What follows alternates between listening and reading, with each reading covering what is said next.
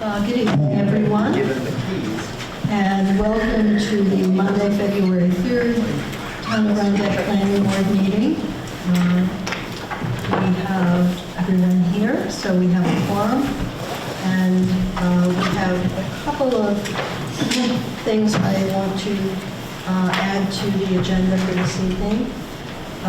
One is a request from our zoning administrative Ryan Hand regarding some signage up on the Astor Square property. And the other is I want to have a discussion at the end of the meeting, a very brief one, on our feelings about the new DEC rulings that are going to be requiring more jurisdictional determinations. And Jim and I have had some preliminary conversations about whether we, since we know we're going to have to be waiting for these in many situations, we might want to adopt a position that until the applicant has that determination, we don't formally put them on the agenda like that. So we'll talk about that later and get some feedback so that Jim and I have your positions and we can express that to applicants as they come in to talk to us.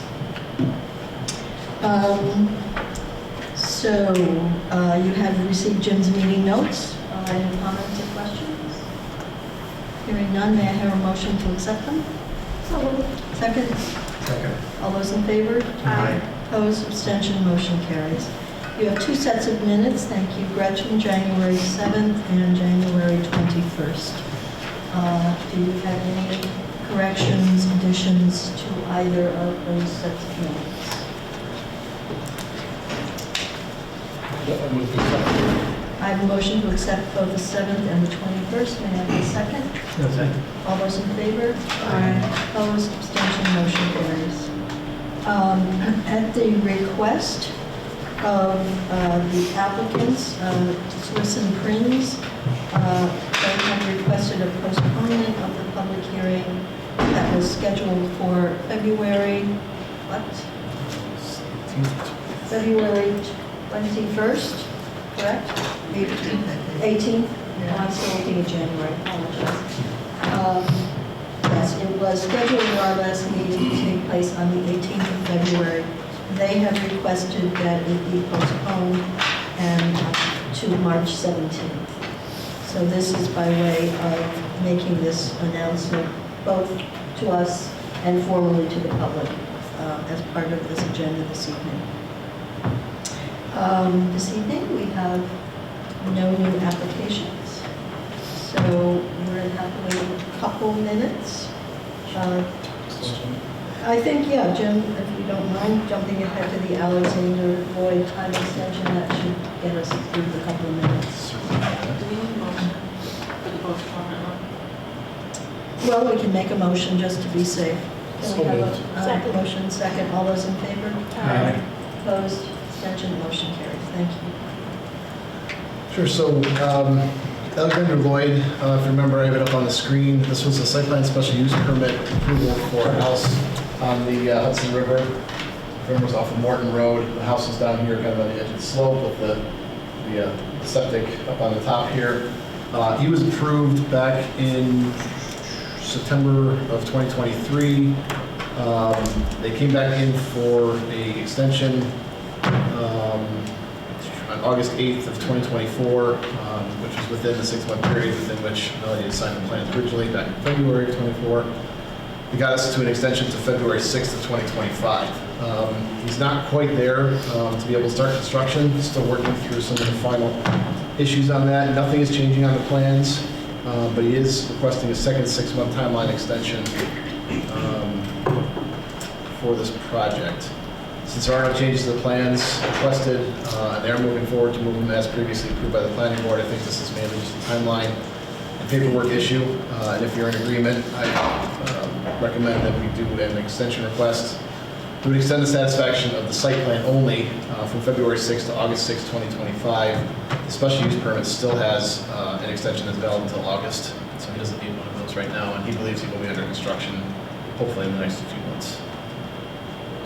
Can we make them match up or no? We didn't ask for one for the special use permit. I guess more, because special use is in August, right? Yes.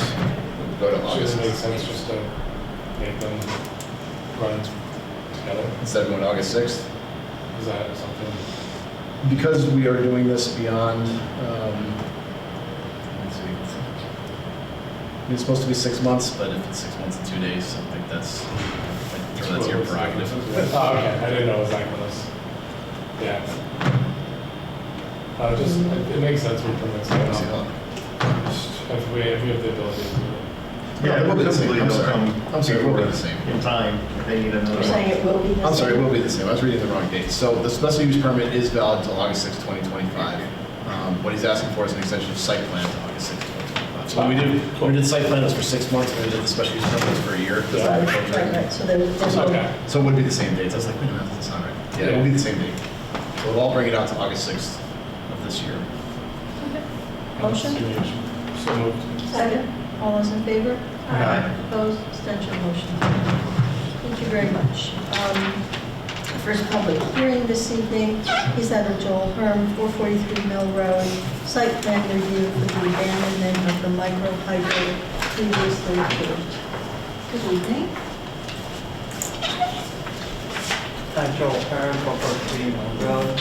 Thank the board members that braved the snow to do the site visit a couple weeks ago.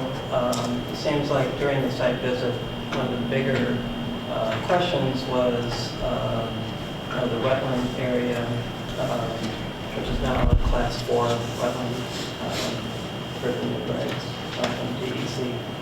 I think you weren't able to see exactly where the original shoreline was and where it is now and where I intend to put it back. So I put this together.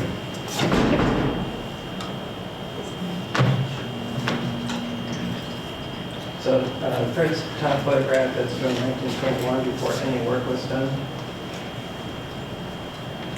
The middle photograph is taken that day after you were all there. So what does the blue line represent? You're showing three photographs, they each have blue lines on them. Does that represent the crest of The shoreline. but is that the crest of the That's where the riparian water- border? That's where the water meets the bank. But in this case, you must have added this, Sorry. this area, you added that? I'm sorry, there's only one. Well, yeah, Joel, that's what I'm Joel, going to those two ask pictures in is, the application. Sorry? Are those the two pictures that we're going to join up? That's These are two pictures, two of the three pictures you're looking at? Sure. Yes. I have two of them. I don't have the third one. But I'm going to put those on the screen. all right, well, why don't we go back to our regular procedure here? Sure. Is there, would you like to refresh our memory, or is there any new information you want to add before I turn it over to Jim and then ask for the site visit report? Sure. This is photograph rendering what I submitted back in November, showing that we're going to put the stream bank back where it was with rock at the river's edge to prevent washouts, as it was before any work was done. Okay.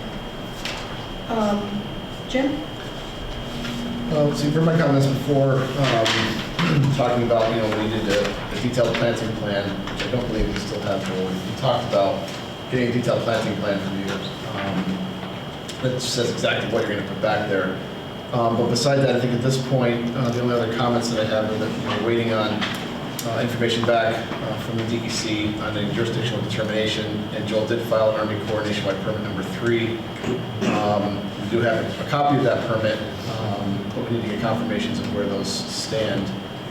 And based on information I got from CPL, the proposed work may include the need for a DEC joint permit application, which is required for coverage under a nationwide permit in New York according to them. So I think we still have some outstanding outside permitting issues to get resolved. I don't know if we have an update on the status of those. We did file a joint application to both Army Corps and DEC, so I would recommend that we wait to hear what they have to say before the board makes any determination. And the planting plan was included in the PDF package that you received last week. And like 3 years ago, I did reach out to the Trees for Trip folks with DEC, and they came and looked at the site, and they said, we already have too many trees, not too many, but Trees for Trip program, which supplies native plantings and what have you. They wanted to keep them for more distressed areas and so the planting plan that is now part of the full set, which you should have, for this stream bank shows the species and locations of where we're going to do the planting. The planning plan is actually on, it's the same thing as what we have for the site plan. So you have the plans shown on there, or is it part of this information you submitted with the We restoration? added detail? 02 and 01 to the official set that you should have. Right, so this is the plan here then. Correct. So it's a bump out of the bigger plan. Sorry? It's essentially an inside of the larger plan. You don't have the full plan, so this would be right here, this sheet. C301. We sent the PDF of the full set with the, Right, this is Street drawings. this is the plan right here, right? yeah, On the screen. stamped by a professional New York licensed engineer.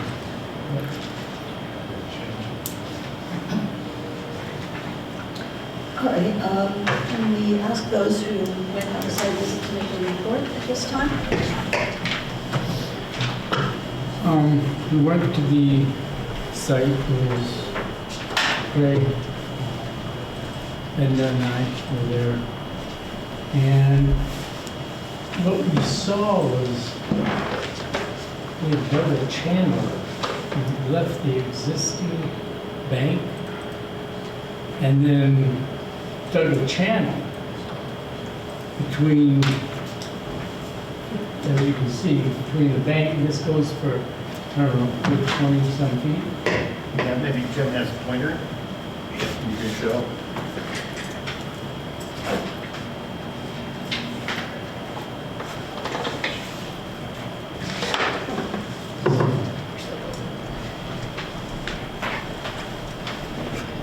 So, you put this trench in here. My concern is you're gonna fill this in, but water will be able to attack what you left from both sides. Because water's gonna seep into there and tear that up. And the other thing is the silo here. The original plan called, which was approved, the silo wasn't approved, for this barrel to be sitting right here with the generator. Go ahead. And what you submitted to the Army Corps and NEC was, you call this approved, but it's not approved. And I don't see anywhere where you're stating you're gonna remove this when you, It's on the full drawing. okay? And also, the only reason that water is coming from up here is because of the stop work order. We were like a week away from doing a backfill. So I think we got like 4 inches of rain sometime later, which did start water coming down that stream. But in the restoration, that will all be backfilled, and water will only be coming from here. There will be no water coming from here. Okay.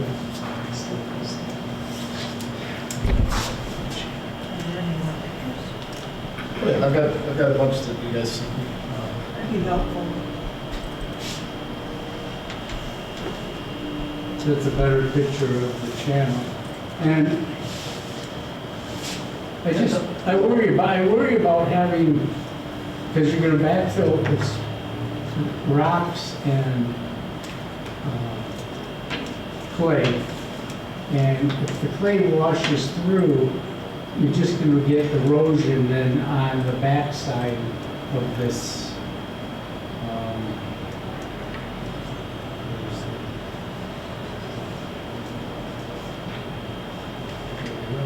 This whole backside. I mean, this would have been normally just all solid. And now it's, you know, you're gonna, this dam was tore up with, in 2011 from the hurricane. Well, and I've seen it living in other places where they don't have 100-year floods anymore, they have 200, 300-year floods. And if you get that, and it comes off, it'll go down that channel on its own. Right through there, because water just seeps, you know, it seeps least So resistance. this will all be backfilled.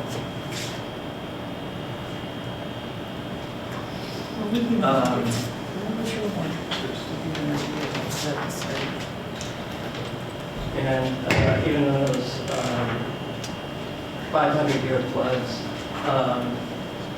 you know, the water will come over here by about, biggest we've had it, except for Irene, when we actually weren't here, is about an inch. And so the backfill will actually be coming up higher than this with riprap right along this edge of the concrete. Trust me, I don't want this to happen, what you're talking about. You know, I love my property, I love my house. It's a beautiful property. So, and also, Dr. Nelson has done a lot of reputational damage here, but I'm running a multi-million-dollar hydro engineering and development company, so I do know what I'm doing. And I don't want what you are afraid of happening going on. Are there other members of the site visit? Yeah. I just suggest using the mic, it's a little low down here. Sorry. Just talking to the mic. What more Talking to the mic, it's just a little quiet. so that we can choose from them? Like a photo array. Yeah, let's have a photo array. There we go. While we're waiting, Jill, you had said that embankment, what we're calling the channel along the side there, you said that you hammered a lot of the rock out and the big heaps of rock were what had been, and you used the term hammered out. Did you use a compressive, like a jackhammer attachment for the Bobcat, or? It was on an excavator. It was an excavator, but we're talking Speak into the about, microphone, please, Joel, because we want, you know, the Yeah. camera to get it as well. we're talking about rocks that were part of the embankment were removed out of place with a jackhammer. And they're going to be just, how are they going to be put back? Are they just going to be dumped in the hole? Or are they going to be compressed somehow? Are they going to be laid up The rocks that were- in courses? The rocks that were hammered out were never at the riverbank edge. But they were hammered out of what is now the channel where water is coursing through. And this is what Tom was saying, is that the water will course through there. That channel will not exist after the backfill is complete. Okay, it'll be backfilled with loose rock and loose soil.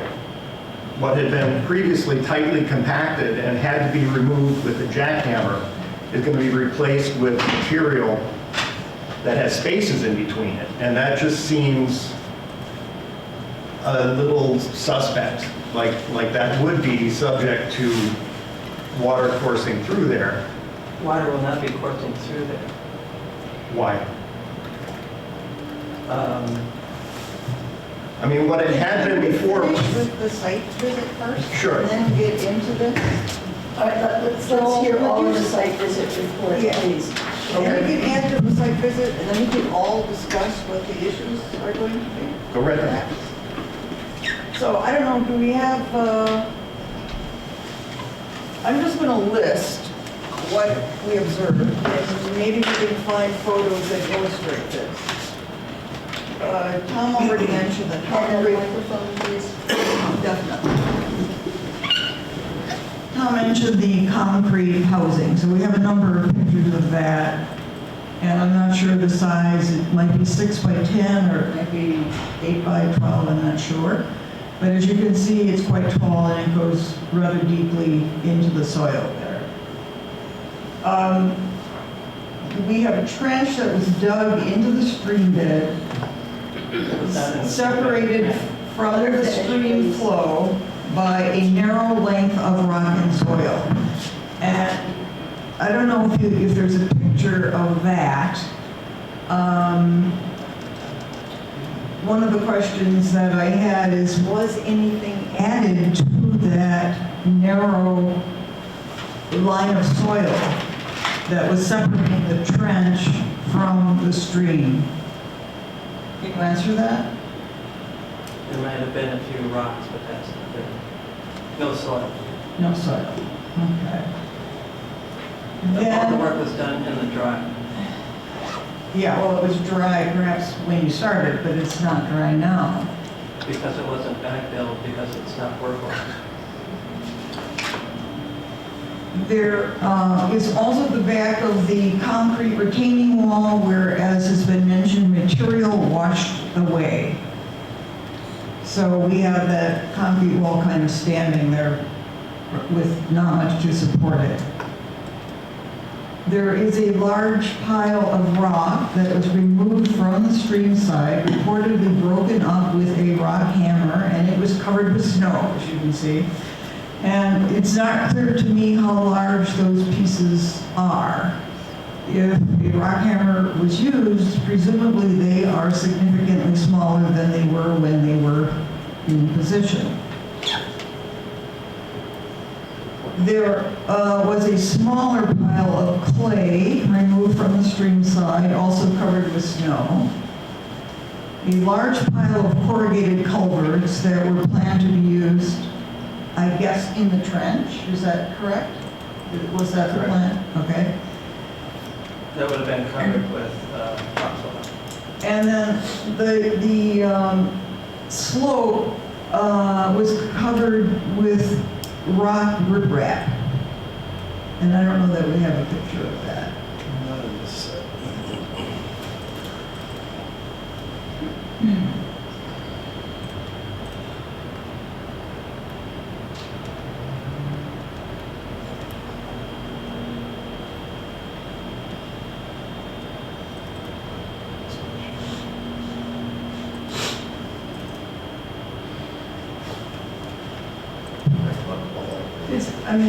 It's not that crucial. Anyway, I think that is a pretty good list of what we saw. And the photos help to illustrate. Sounds accurate. The first question that I have is, why did you decide to abandon the project?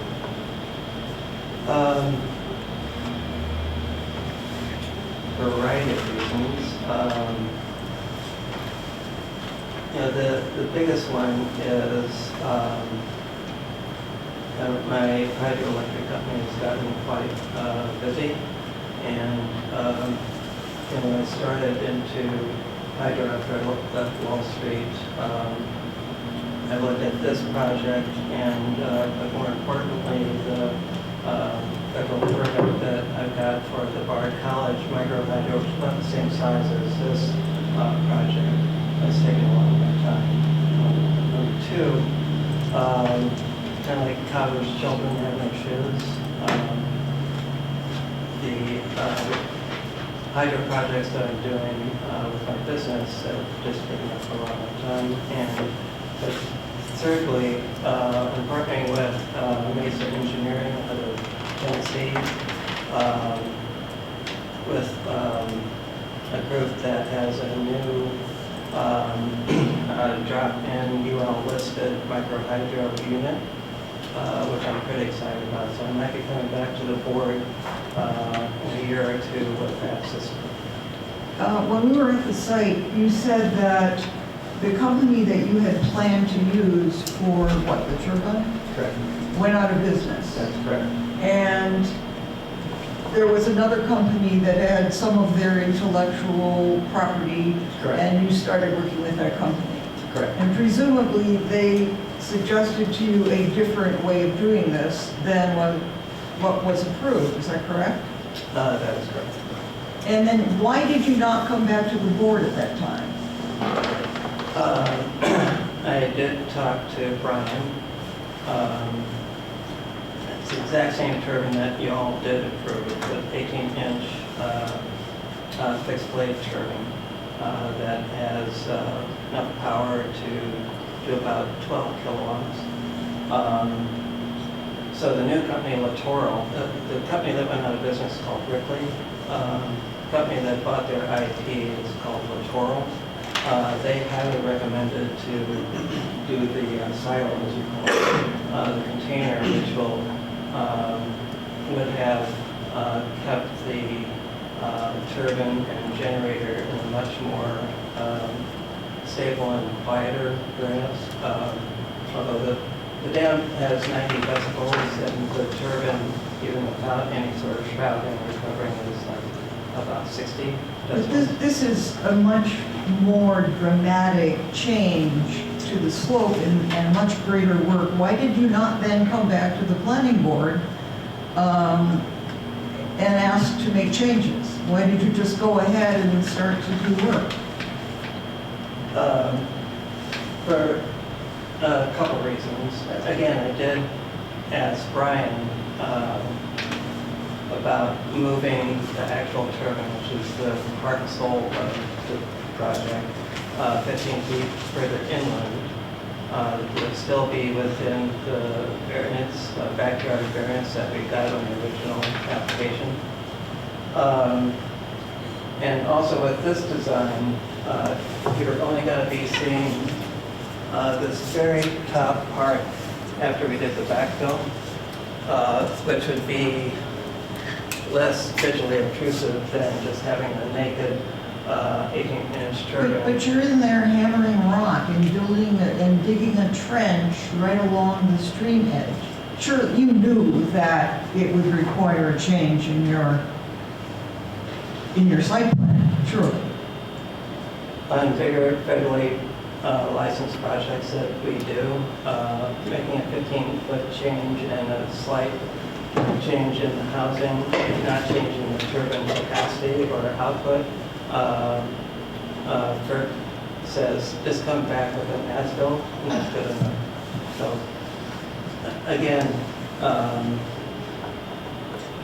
the last thing I want to do is destroy the natural beauty of my property. And I thought this was a better solution. And I do apologize to the board. I probably should have done exactly what you said.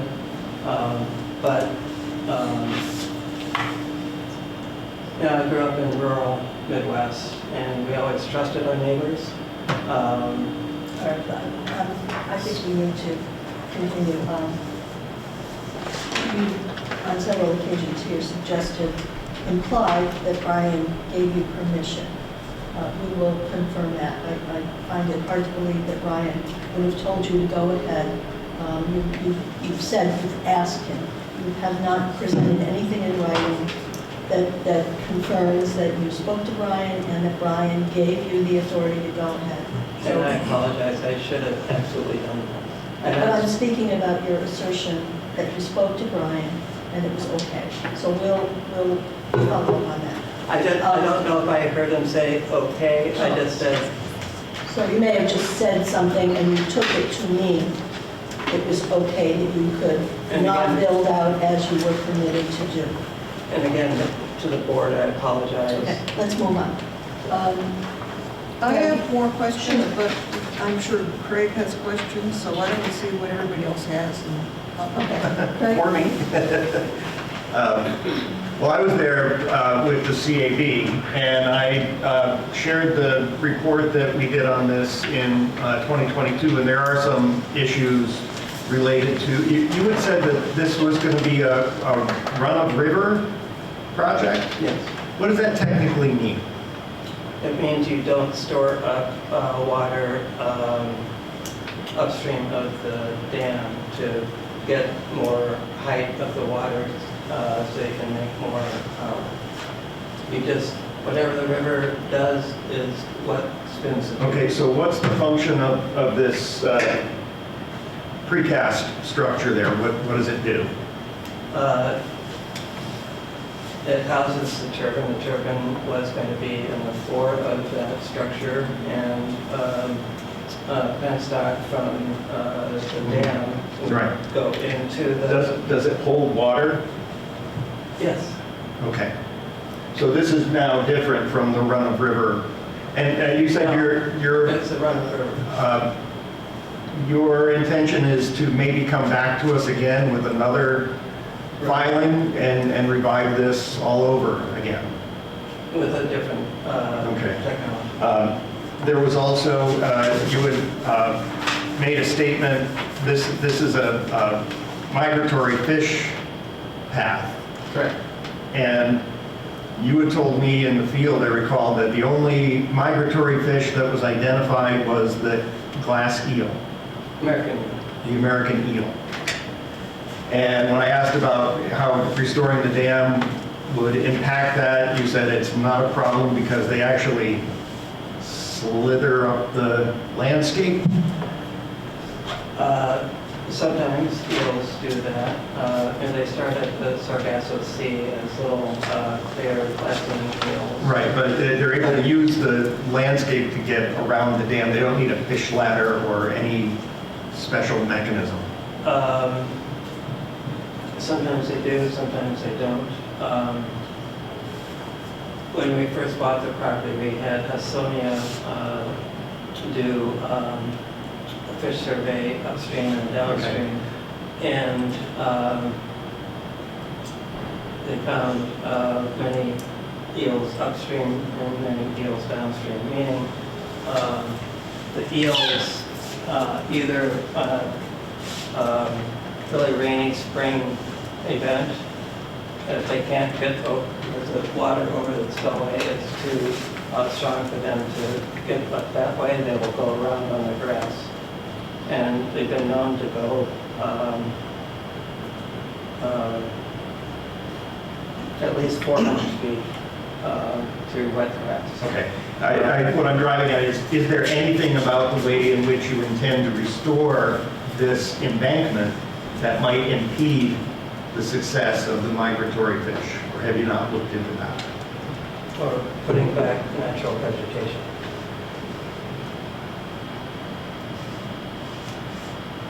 And that, but is that going to have an impact or not?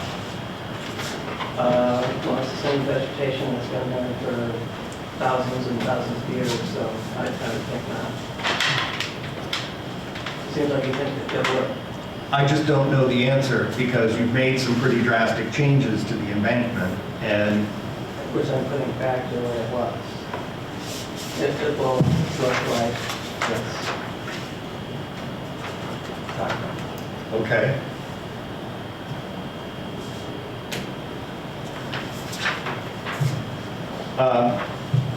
There was also, there's a conservation easement on this river, but it's just immediately downstream.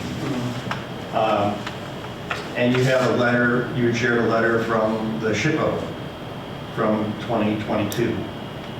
And they had stated that the manner in which this was being done was not going to have any adverse impact on the historic resource. No, they applauded me for trying to restore the hydroelectric Okay. dam. Had they seen the bare concrete wing wall? Yes. Okay, and they didn't have a problem with that? And are they going to have no problem with what's going back now? What's going back now Yes, is I what mean- was there 1,000 years ago.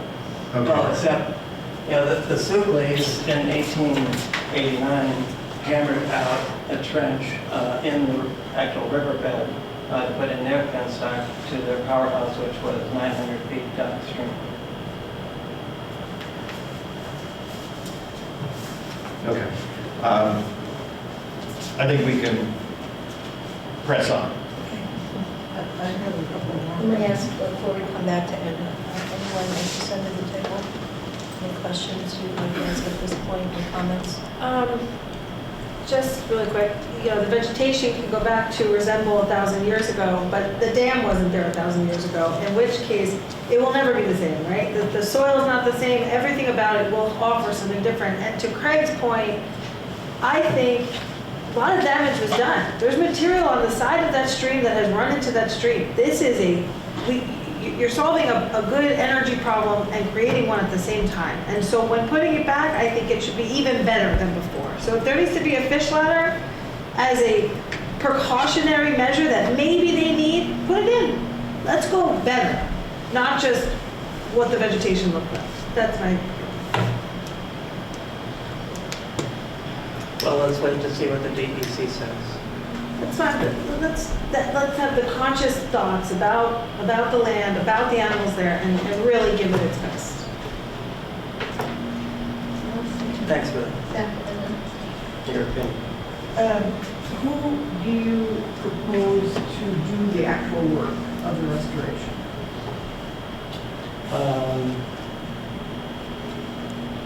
We'll use the same contractor that we used to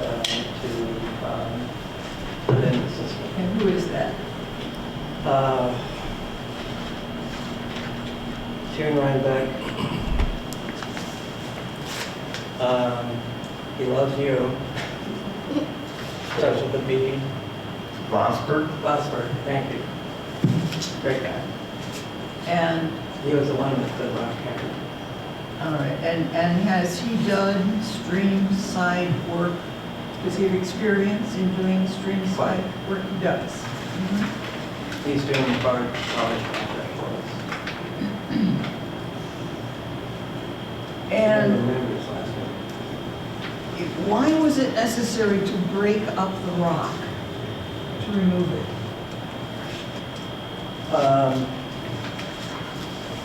To have the run-of-river water come into this structure to turn the turbine, and the water has to go out.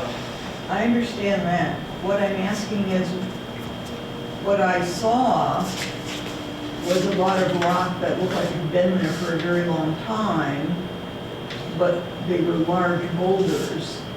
Was this rock ledge, or was All it? rock ledge. It was rock ledge. Okay, so it was solid rock, which is a Well, pretty flaky slate, yes. okay, but very effective in keeping water from overflowing an area. Well, the bank above the dam and below the dam is basically clay as well, so. The rock essentially along here will actually be better at stopping erosion in this area. One of the issues that has arisen amongst at least a couple of us is what was rock ledge will now be much smaller pieces of rock, necessarily with spaces between, which could be filled with soil or not. And so the question becomes, how impervious is that to the run of water? And so my question is, how do we, who is the consultant who's going to work with us with this, with us, so that we have an understanding of what has to be done and how? Okay. And then my last question is, I believe that the work should be supervised by someone we appoint. So I think that should be part of the work. I just have one more thing. What types of controls were employed when this work was going on to prevent turbidity in the stream? Yeah, silt pent up. Where? In the actual river? Or was there a cofferdam to retain the water? Again, there was no work that was done in the wet. Oh, how did you get that? You said that a couple of times. How did you get that trench to come out to join the stream if you didn't somehow do some demolition along the edge of the stream? I mean, you wouldn't be able to get there otherwise. But we did. Okay, well, it's just an issue of turbidity and siltation in the stream is a really important one because that'll carry on downstream and cause effects. Quite a lot That are aware of the undesirable. problem. And Bosberg in particular doesn't like to get cited for causing turbidity. So he was very careful. All right, well, but you don't have any documentation of where the silt fence was put or any kind of samples that were taken or, I mean, what? It'd have to be in the river at this point. On the original plan, there was silt fencing. I forget it was certainly up here, going upstream a little bit. Well, at this point, the original plan is moved. The original Yeah. plan was not implemented, so let's not go back there. Well, there are two big piles of spoils that you have there with rock and dirt. Do those have a silt fence around them? They don't need one now, but when we went in, But so they don't? It's a yes or no question. no, they do not. Okay. So there's no protection on those piles. They're within a few feet of the edge of the stream. So when the rain comes pouring down, it's going to wash all of that loose material into the stream.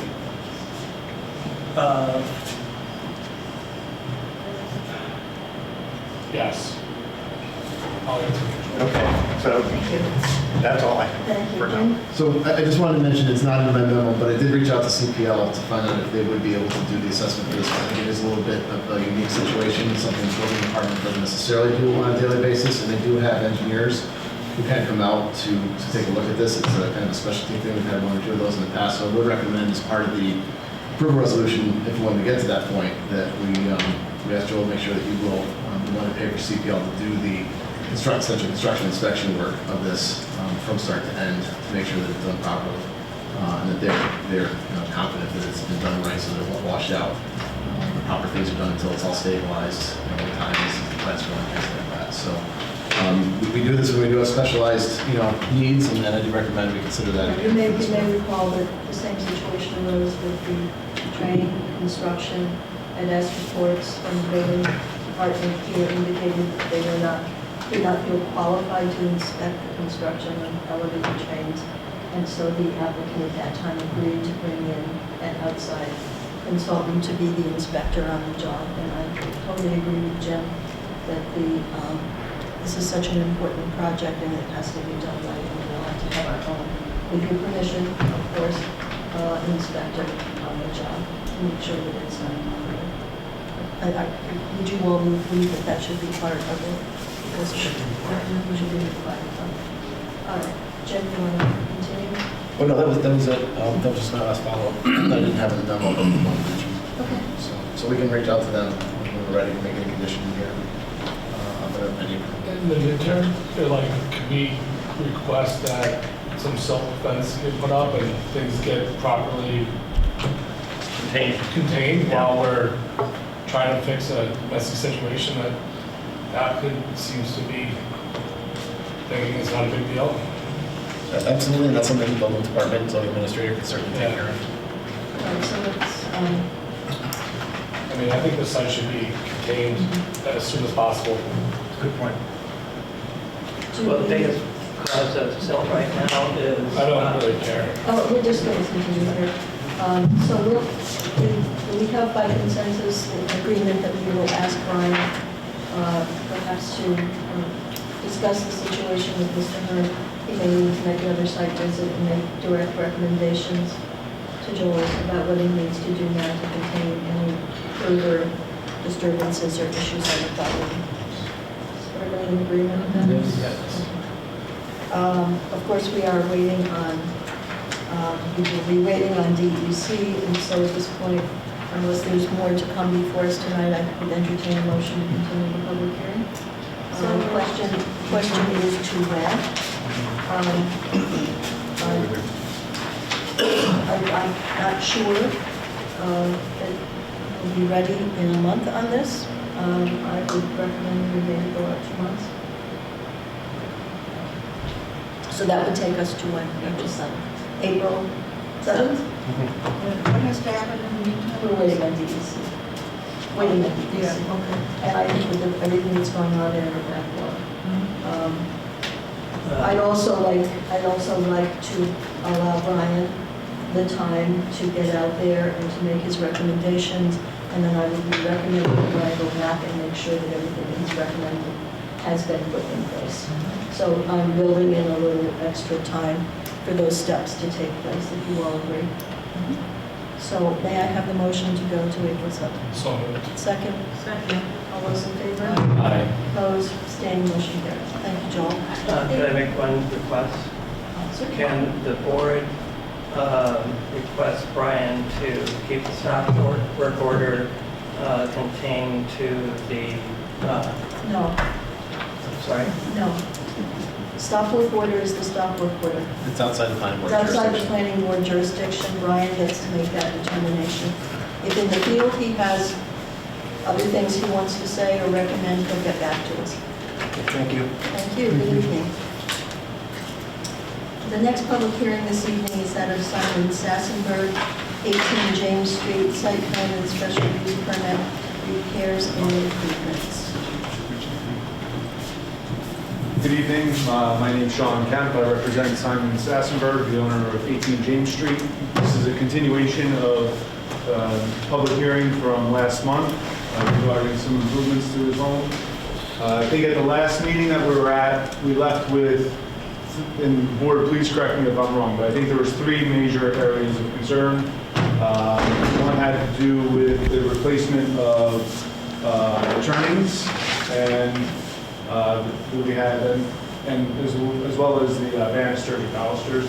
The steps, we wanted to put bluestone, cap them with bluestone and try to make them level. And then there was the issue with the well house. So Mr. Sassenberg has provided Gretchen with some additional materials regarding that. I don't know if the board had an opportunity to look at it. And Simon, you can chime in at any point in time if you want to walk the board through what you had in mind. Nice to meet you. I'm Simon with 18 James. Most of the time, not all the time. Well, this space is north in any event, so you get a lot of water that kind of pools there. You don't get as much sunlight when you face north. All stuff you guys probably.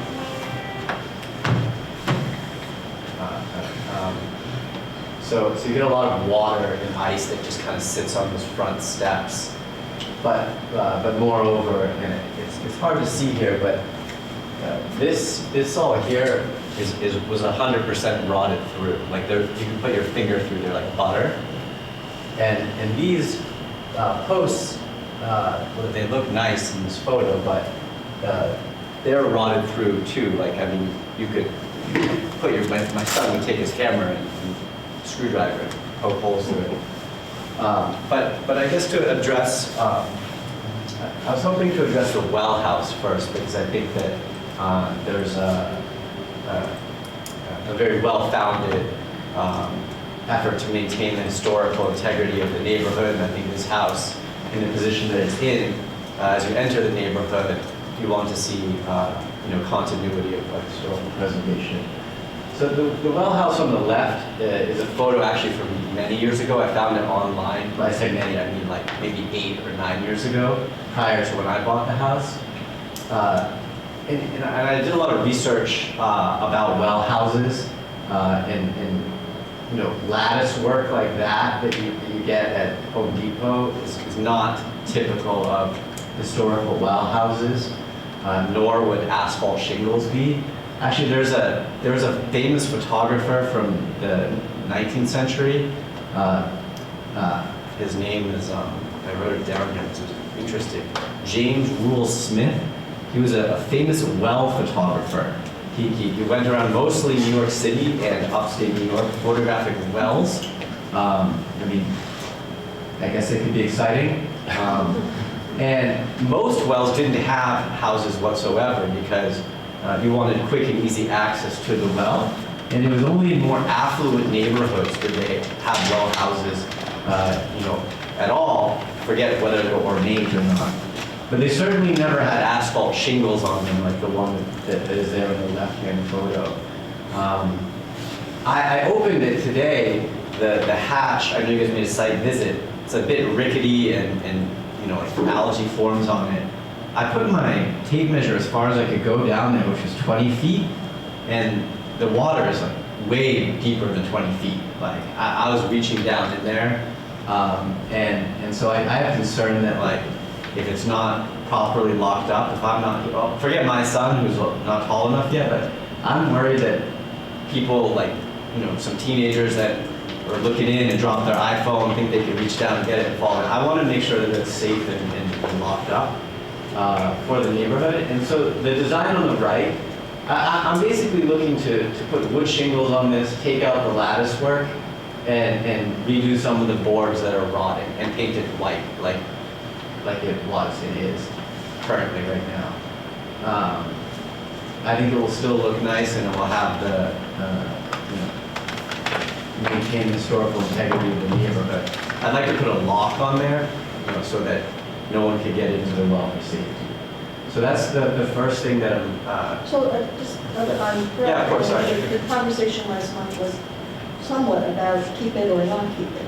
So now you have come to the conclusion that you are willing to keep it, you just simply want it properly secure, and you want to make improvements to...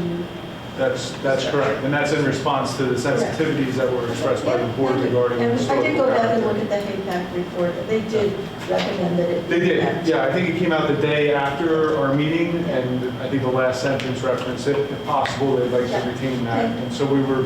Thank you. Thank you for Responsive to that. taking that into Yeah, consideration. of course. So that was the first item. Then just moving back up a little bit, with regard to the steps, and you probably saw in the first photo, like it's a mixture of cement, bluestone that's like jagged on the sides, brick around the edges, then more bluestone, and not like a solid bluestone slab, but like A mess. a mess would be how I describe it. I was going to be liberal and say mosaic, but I don't think we quite reached those levels. So it's hard to shovel and it's hard to clean, and algae grows on it, and I don't want to like use a toothbrush every few weeks to like clean it. So I think that the neighborhood itself in the region, bluestone is typical of the region. I think it would be in the style that we have here to utilize bluestone, you know, similar thickness. It's about, I wrote down here, sorry, one moment. It's about, so the brick is about 2 1/4 inches thick. The bluestone is a little bit less thick than that. But sorry, residential code 311.705.1 and 2 specify the height of your risers and the depth of your treads, which can be between, the minimum tread depth is 10 inches, minus 14, and the maximum riser height is 7 3/4. These risers are 7 1/4. We can still maintain to code what they ought to be if we remove the brick and reface it with bluestone. I know there was some discussion about other materials. I'm cognizant that perhaps in the 1800s they would have utilized wood. You know, when I go back, there's like this Rhinebeck book that I have when I moved in. It's on my bookshelf. It kind of seems like they would utilize whatever they had available. But I do think bluestone preserves like a beautiful look. It's functional, and my neighbors have the same too. So I'm hoping that the board would look favorably upon me redoing that, both for practical and aesthetic purposes. Did you consider wooden stairs? Yeah, so I looked at If you it. did, why did you reject them? Yeah, so I very much want to use real materials, like real wood. I don't want to use composite because, well, I don't think historically they would have used composite. I like the look of natural wood, the way it patinas, just the way it looks and everything, right? The wood steps being in the northern part of the building and being exposed to the elements, because these are not covered, right, this portion of the step. will lead to significant warping and twisting and rot. We already have the posts that rot. These are completely exposed. So when I think about wood and the maintenance required to keep that sealed, and you're going to have, you know, we had what, 18 degrees the other day, and it goes up to 40 and down to 18.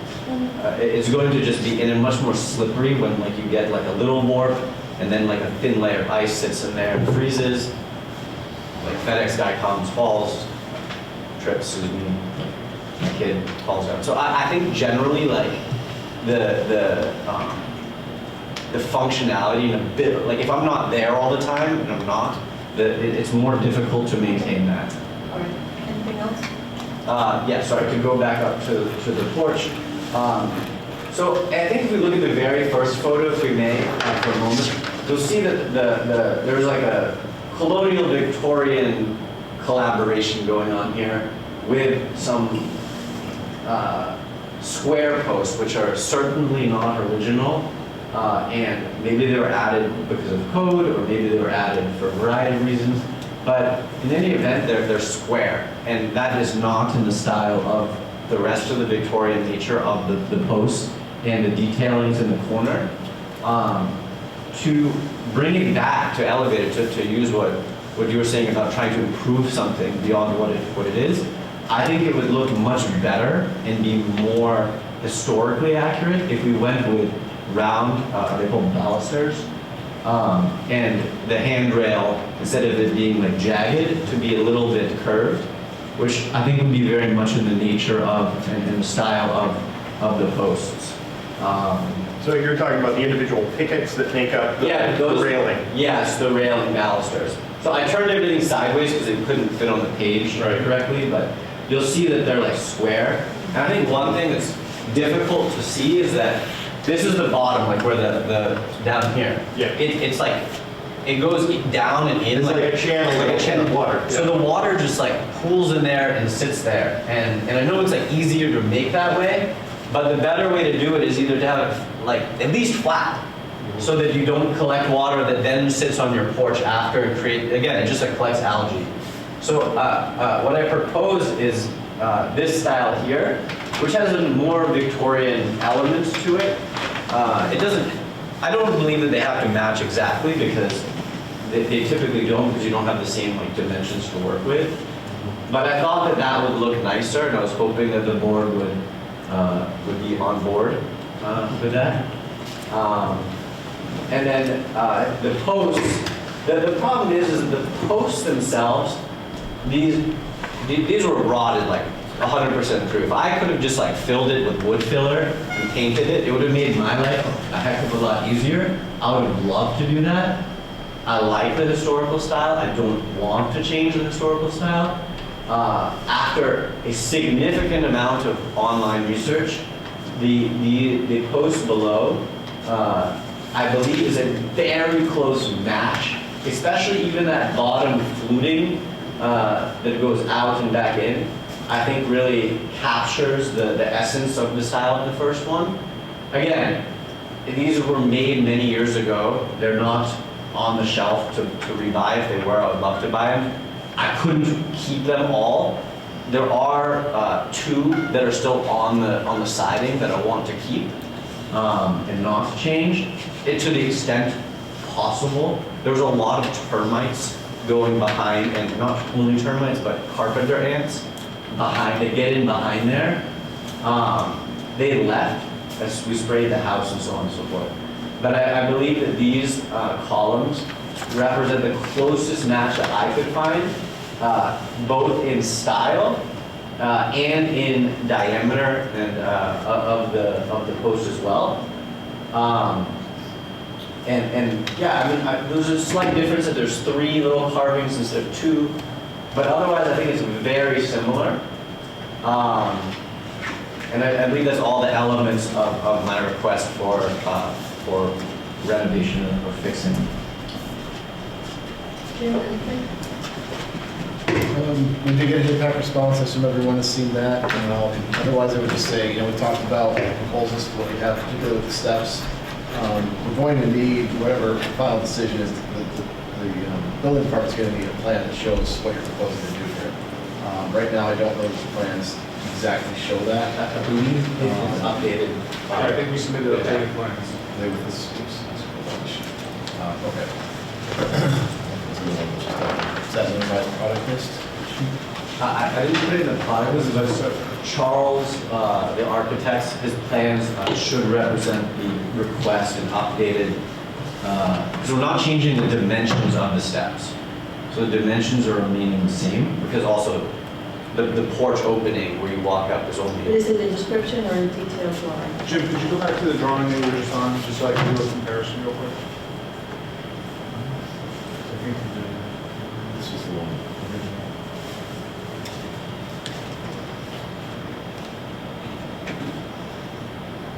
Well, anyway, it just needs to make sure that it's consistent, because obviously anything you do is gonna have to be up to code. Right. So, the building department will ensure that's. Planning board members? Yeah, if I have you right, you're going to be taking the steps that we saw in the photograph down to the level of brick, which is 2 3/8 or whatever, the thickness of the brick. But you'll be building it up only the thickness of the bluestone, which is kind of in the field there. So the bluestone has some sort of a pack out or like a slurry, like mud underneath it. so that way we get back to the similar in code. Because it's hard to tell just from a photograph, but it looks very much like you don't have enough rise there, and that would probably resolve that for you. And that was my concern when we were talking about it, when we took the application, is that you get the required consistency, because it ends up being a trip hazard there.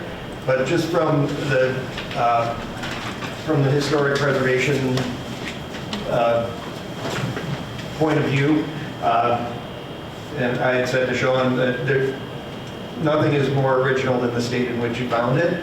And I agree with Melanie that this probably had a wood staircase on it originally, but without the documentation of it and knowing exactly what it was, how it was built, what the details were, it's really just conjecture. And the safer approach is the one that you're taking, which is to just make the improvement on this and get it to work, make it look neater, make it safe, and then you're no worse off than you are from the start. I mean, that's my opinion. Also, there have been a number of changes, it seems, made over the years to this house. So, its integrity is maybe a little bit compromised.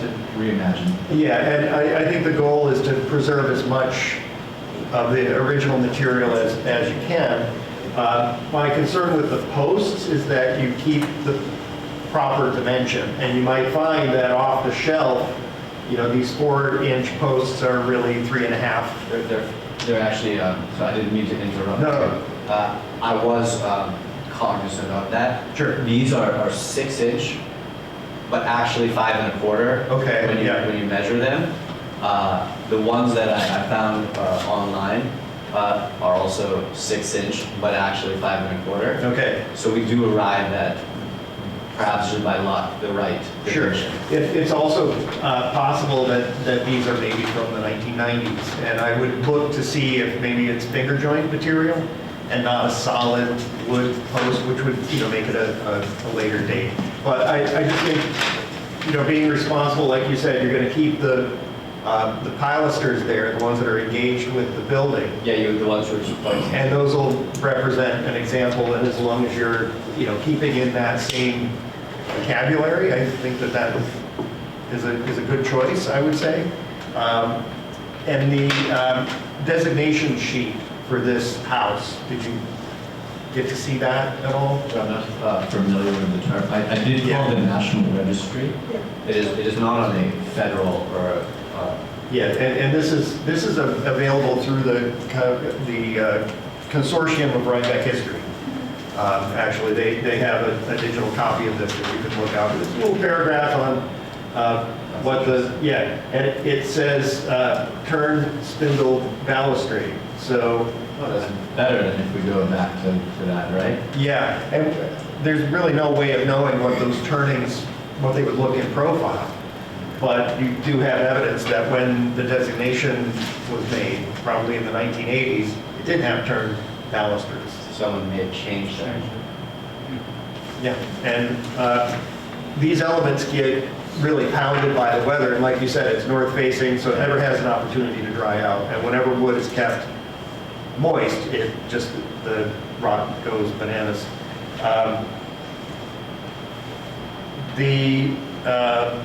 The well house, I think it would be wise to put a cap on it, some sort of a rugged cap that can be screwed down, or some sort of a platform that you can construct in the base of the well house. But I feel like the lattice work, that's kind of the function of that, is to keep people from falling in. It is open on one side, so the lattice is not fully covering. Yeah. I think, I agree with you. I think to make it, so what I want to do also is make sure it doesn't cave in. If you open it up and look at the stonework, which is about 2 inches above the grade, it's like all cracked, right? So I want to take this down temporarily, or at least open it up so we can repoint that stone and put the cap on the stone. It doesn't function, right? It doesn't. Is there a reason Oh. why you wouldn't fill it in? Well, I don't know how much, if this thing goes 100 feet deep, I don't know how much like stone, and I don't know what the downstream, I mean, I don't think there's fish migrating in this particular well, but I don't have a ladder for them, but like, I just don't know how much I'm putting down in there. No, I don't have a ladder for the well, I mean, like, not for the eel. So I don't know like how much, Well, oftentimes abandoned wells Yeah. simply get filled. So, It seems to me that Hudson's, thank you, that Haypack did not want it filled in. Did you feel that way? I felt like the feature of it, they really wanted it to exist, but definitely securing it. Yeah, I think putting a cap on it, Yeah. but keep the structure in place, because it's yeah, I want to important make sure the feature. structure doesn't fall apart. So that's why I want to repoint the masonry and then put the well house back up Right. in the So you'll same. be temporarily lifting it off its position to do the work, securing the wellhead, and then Putting it back putting on. it back. That is With correct. the improvement in the roof Correct. and the removal of the lattice. That's correct. Okay, so we understand. Anything else? It'll also be a little wider because of the dimension of like the one on the right is a little narrower because that well diameter. Yeah, and I think what you're suggesting here for the well house is really, it counts as a restoration. You're taking away the modern materials, you're putting back something that you think ought to belong, but there's a fair amount of front end. It seems like you've done a lot of research. Yeah. So, just being able to discover those details is an important step in that process. Yeah. And we don't want to put things in, we don't want to falsify history. We don't want to make sure that anything that we put in is identifiable as, something that's new. With replacing the asphalt with wood shingles, it's a lot of work in that, but it's not a very big building. So, Right. That's the. it might be the, I would say it costs a little more, but I think it'll look nicer. I would just make a comment. I agree with everything Chris said. Regarding the steps, I'm fine with going in this direction because of everything you said, but additionally, should there be evidence in the future, should some wonderful photograph surface that we don't know about now, everything you're proposing here is reversible, which is also one of the first rules of approaching historic preservation. So should a future owner, should you discover some wonderful images and say, wow, those original wooden steps were just great, let's do it, it could easily be done back to whatever you may or may not discover. So that's part of the reason why I'm okay with this, because these steps are reversible. Jim, I just wanted to note that there were new updated drawings submitted that are dated January 30th, 2025, and there's a notation up in the upper right-hand corner regarding the steps. Anybody else? I just have one question, and forgive me, I may have missed it. Is the lattice at the bottom of the porch going back up? Good question. No, that is rotted. We have to put something there. Will it look like that? Do you want it to look like that? No, like as you're taking off the lattice, maybe not having that 90s Yeah. lattice put back. I agree. Okay. I guess traditionally, my architect said there would be, sorry, he wrote the dimensions of what it would traditionally be, but it would be like boards that go down. You need some, it's advisable to have something there so that you don't have like raccoons or like other vermin like going down there and burrowing. Would you be landscaping? No, I actually don't want, so the reason that this whole thing happened and I wasn't aware of it is because the prior owner had planted massive bushes right in front against the porch. Like beautiful big bushes with lots of flowers that kind of came on and around the post. I lost what it's gonna look like. Well, like, right, so like that's a vertical, it was like 1850s underneath the porch kind of thing. They're just like vertical slats. Exactly, like You know? that's what I want to do. Yeah. That's Which what I don't, Craig, I love your opinion, but I find that to just be very simple and a little bit more. Again, what is correct is whatever belongs on this particular house, and given that the lattice is there, I don't have any problem with it. They're If all it's, reversible. yeah, if it's shot, then you put another lattice there, but Taken off. other evidence arises, you can All right, take it off. make sure that what's submitted shows what you're looking at. I don't hear anybody disagreeing with either replacing lattice or the vertical boards. No, if anything, thank you for listening. Yeah. So Yeah. Yeah, I thank you for the care that you put into it. just have the final plans represent what actually you're going to be doing, lattice or no lattice for steps. So. And I'm gonna like, maybe I'll put flowers there, but the whole thing is that the landscape architect said like, you shouldn't be planting so many bushes like directly against your house because it just keeps all the moisture against the foundation, which is bad and causes rot and termites and so on. Anybody else have any comments? Is there anyone here from the public? No? There's very little public here. May I have a motion to close the board? So moved. Second. All those in favor? Aye. Opposed, abstention? Jim, I think we're ready to move forward.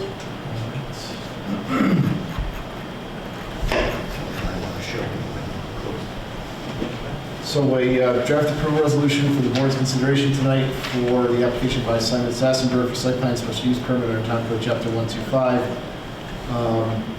for porch repair in the middle area near well house restoration, for lack of a better term, at 18 James Street in RCH and RCO. Reaffirming the action is type 2 under seeker, for which further environmental quality review is not required. With respect to the application for special use permit, finding the proposed work and intended use is consistent with the general standards for special use permits, and granting the requested special use permit conditioned upon site plan approval.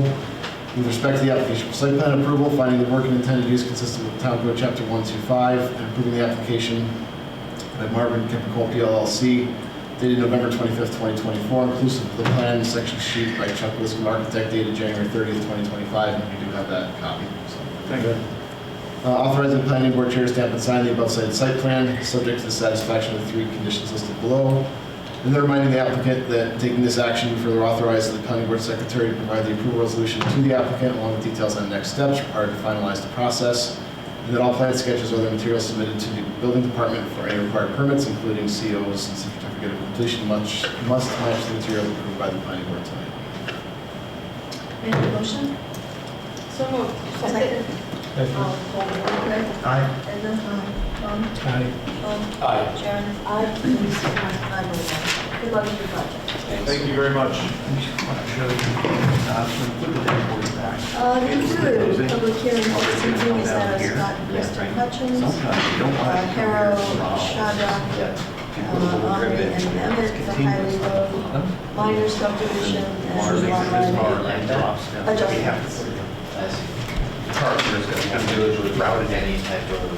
Sorry. that's all right. That's why Craig has his pencil on his carpenter's pencil. It does, I guess. Yeah, sure. Fitting. Good evening, Mark. Good evening, Mark Rubinski, I'm here representing Scott Hutchins and Christy Rudy Hutchins and Lisa Harrow from Harshad and Annette. So this application is for consideration of a lot line alteration. There are existing parcels that are located on the west side of Highland Road. And so I'll first go over the original configuration of the existing parcels. This parcel right here is Hutchins. That exists. This parcel right here is Harold and Chaddock, right there. And then this parcel right here is existing on that. And so what you see that I've outlined with a border on the outside is an existing vacant parcel. These all the parcels that I previously mentioned have a residence located. So here's Hutchins, and then Harold and Chaddock right there. And so Hutchins currently owns this piece right here, which was created by the original subdivision that also created these other parcels. And so this application proposes to take this lot, this existing lot, and to apportion it to these to the three applicants that are part of this application. So this piece right here, and I've prepared a table to identify all these various parcels. I've done it this way with some different hatching to try to identify the specific pieces. So this piece right here is going to become part and parcel. There's a land hook right here with Hutchins. This piece right here, this hatching here, and this hatching here is going to, notice the two land hooks right here is going to become part and parcel with Harrow and Chaddock. And then finally, this parcel right here, there's the land hook, is going to become part and parcel with all these parcels, the original parcels were, as I said before, created by subdivision. We're adding to these parcels, so further compliance to the current zoning in this area. And I've detailed with notation on the plan, and also I've prepared a table that identifies, the specific areas for each of the parcels to be combined with the existing properties. So along with, and so this application requires consideration by this board for lot line alteration. And once filed, approved by this board, filed with the Dutchess County Clerk's Office, there will then be transfer deeds that are prepared. So this parcel, as I said, the part and parcel with this, it's actually, because it's a different deed, with Hutchins, there would be a specific transfer of this piece, and similar to the other properties. And then, just for ease and lack of, to avoid confusion in the future, there'll be a consolidation deed that is written and filed. Like, for example, Hutchins now will go like this, and similar with this now, right, going around like this will be Harrow and Chaddock, and then finally this will be the net. So there will be, a consolidation deed that will be filed in the clerk's office.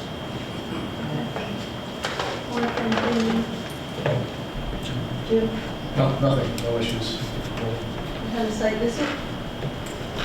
Yeah, Craig and I went. When was that? There we go.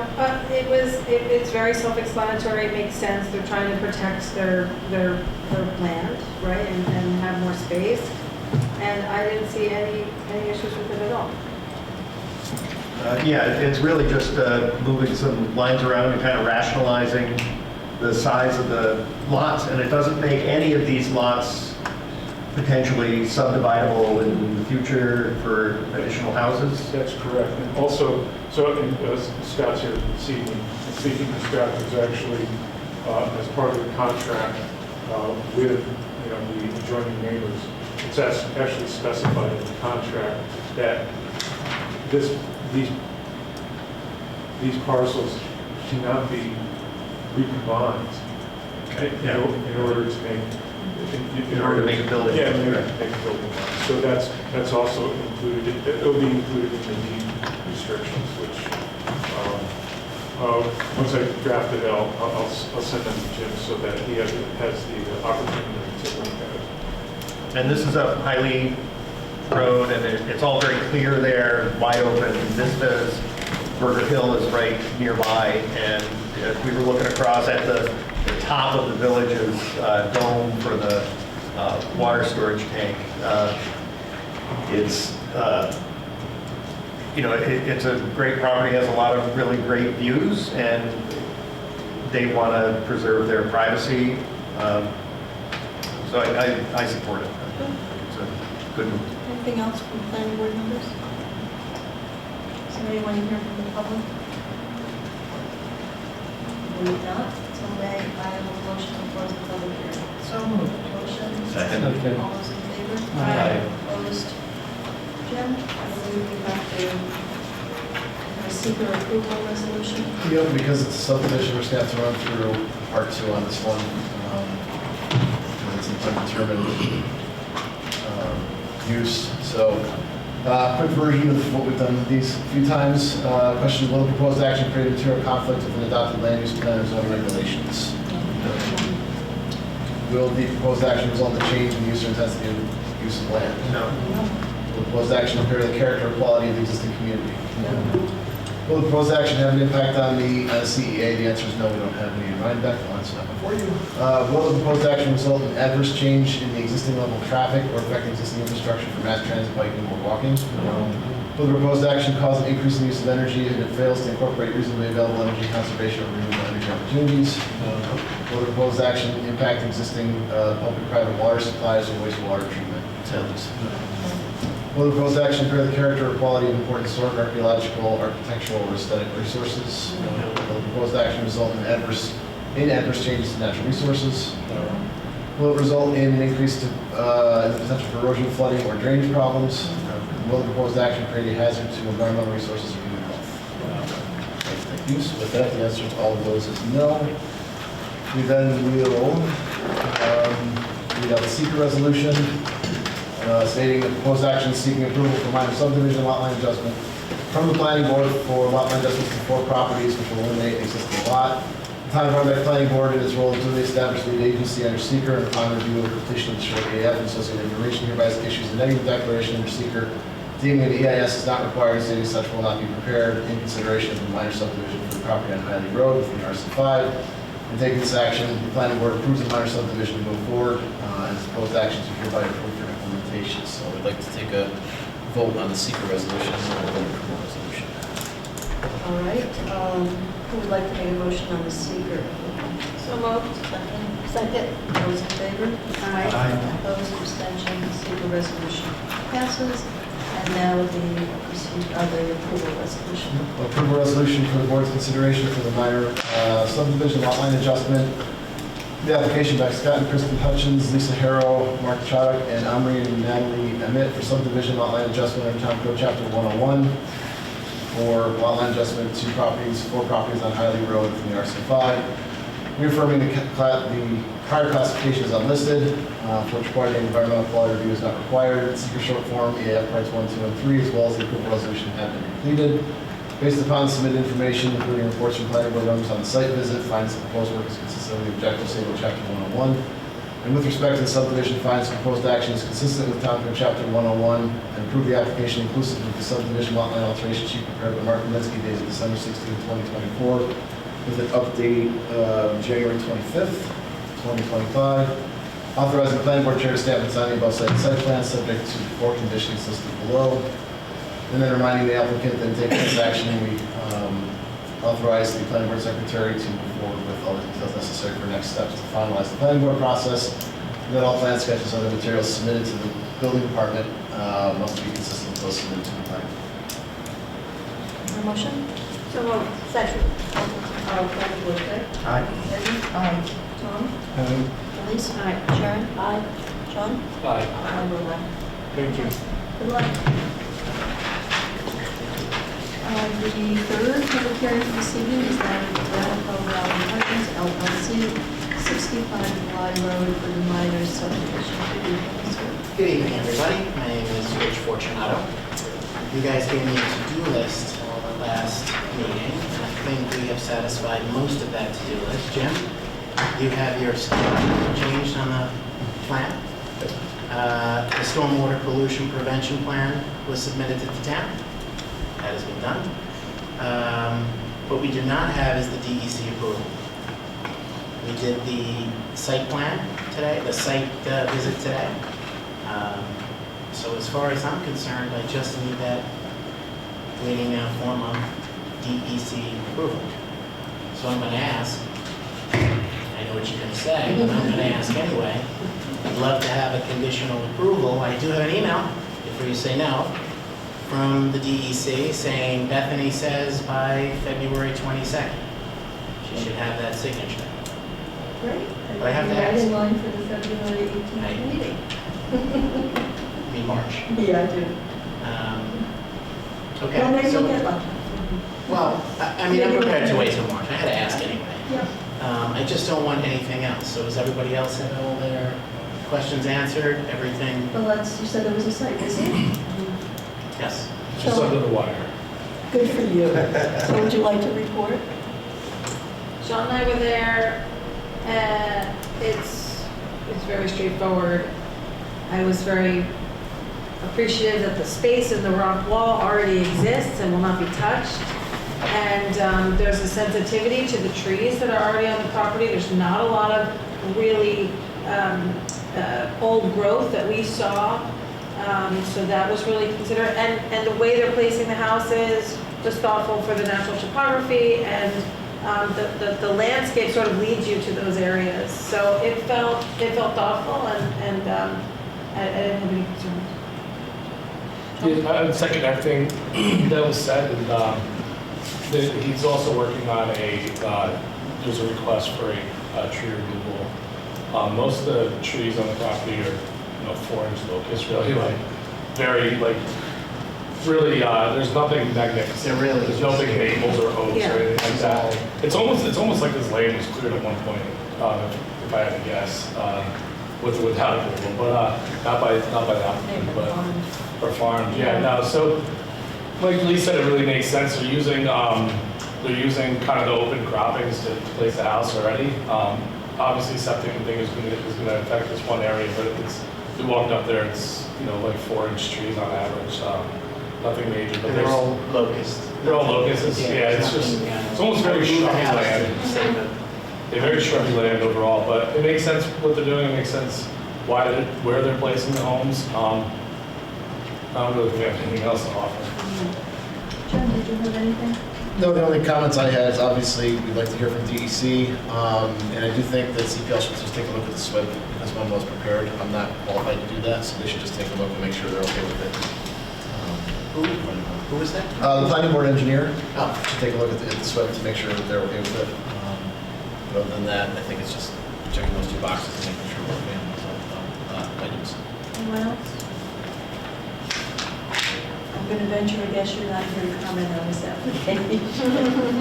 All right, so we'll be continuing the public, well, what do we want to do here? Well, may I not have to come to March if I get that time? Could we close the public hearing? Or you can keep it open, but can I not come to March? Not that I don't want to see We you. could close the public, we've had no public comment on this. Yeah. We could vote this evening to close the public hearing. And I don't see any problem with doing that. So if someone would like to do that.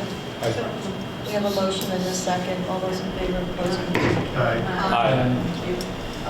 What I was actually going to perhaps suggest would be to maybe change our timeline here if you have been told that the DEC DEC. told me.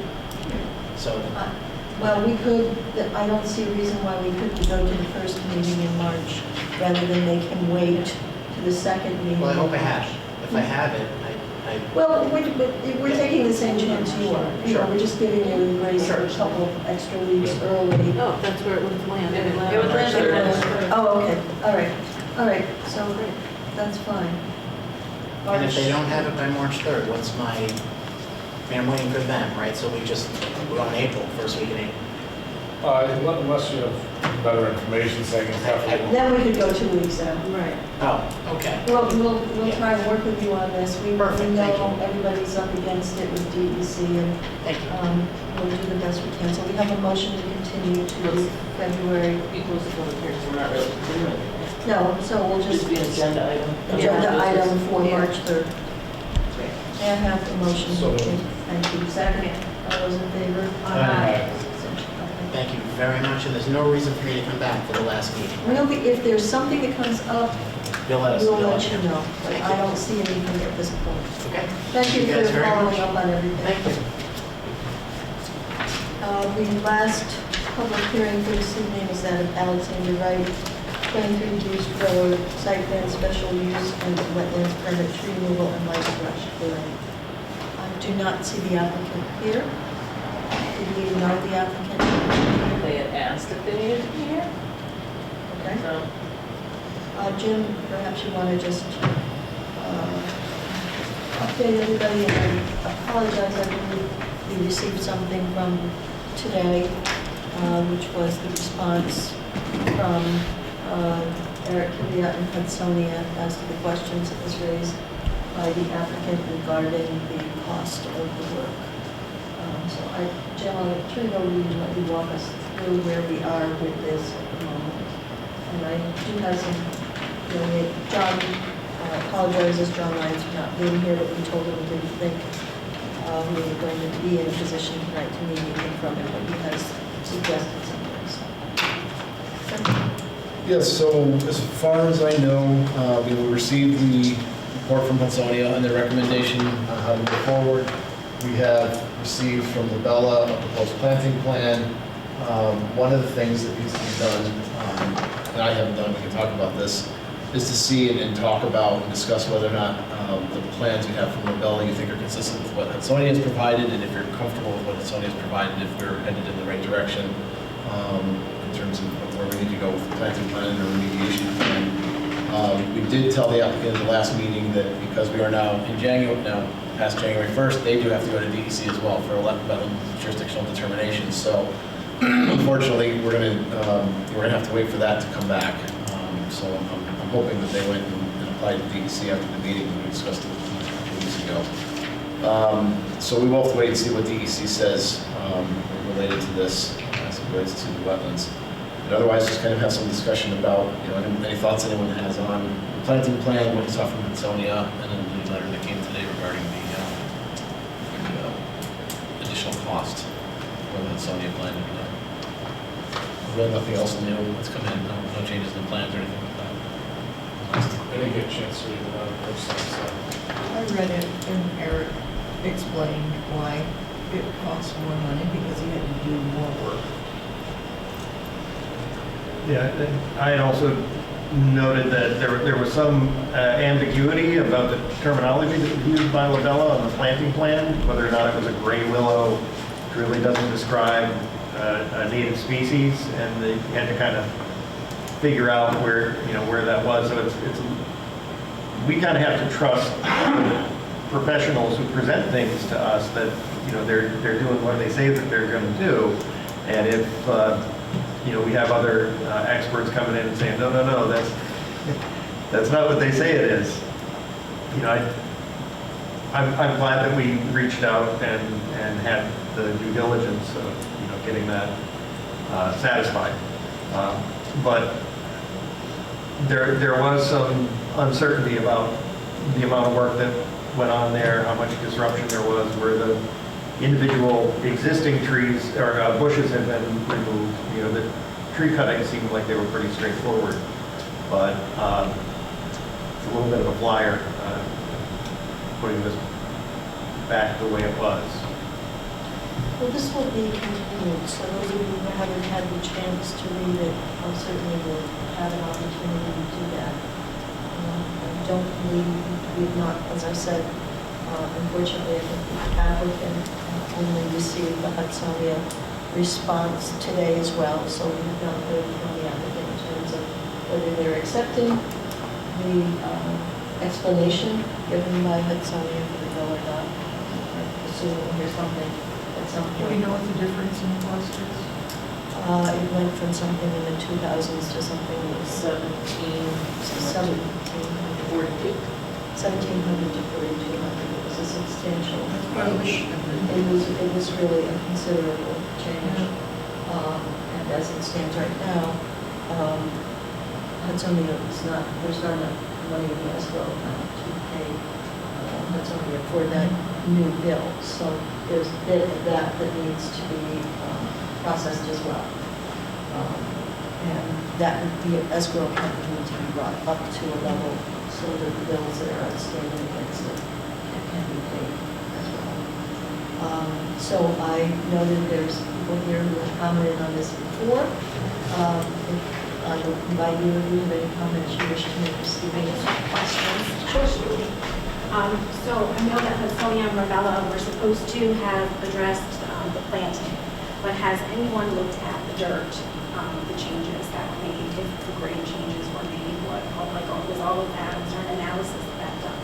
Because if you go back on the minutes from May 6th, at that meeting, one from following the site visit, artesian well was brought up, but that had not been capped. That was free flowing, and that water was running into the same water that comes into our backyard. Has that been repaired? Is that going to be repaired? Is that something that they have to do? Is there any information about that? I thought they had something to talk about with level of dirt, but I don't, haven't committed the, it's only a report to memory. We'll follow up on that. Okay. So again, I was just reflecting before we came on that meeting of what was said, because we haven't gotten any of the reports. So at that meeting, it said that the Hudsonia would be consulted, that Rivella would do an analysis of the situation that would be included with their planting plan, and that would be presented to the board and then also to us, so that we could present that to our engineer, who could draw something up and present that to the board. We haven't received any. Well, the Hudsonia response, the Hudsonia report has been online? I don't put those up there. Okay. They have to be foiled. Right. Okay. But what I'm saying is the planting plan and an analysis of what's happening as far as flooding. We'll go back and look at the March. Two different things. We'll go back. And there was also a recommendation during that May 6th meeting for a CPL referral, and to have them take a look at the Hudsonia report as well as the Rivella report, and then to also do an analysis of what had happened and why we were flooding.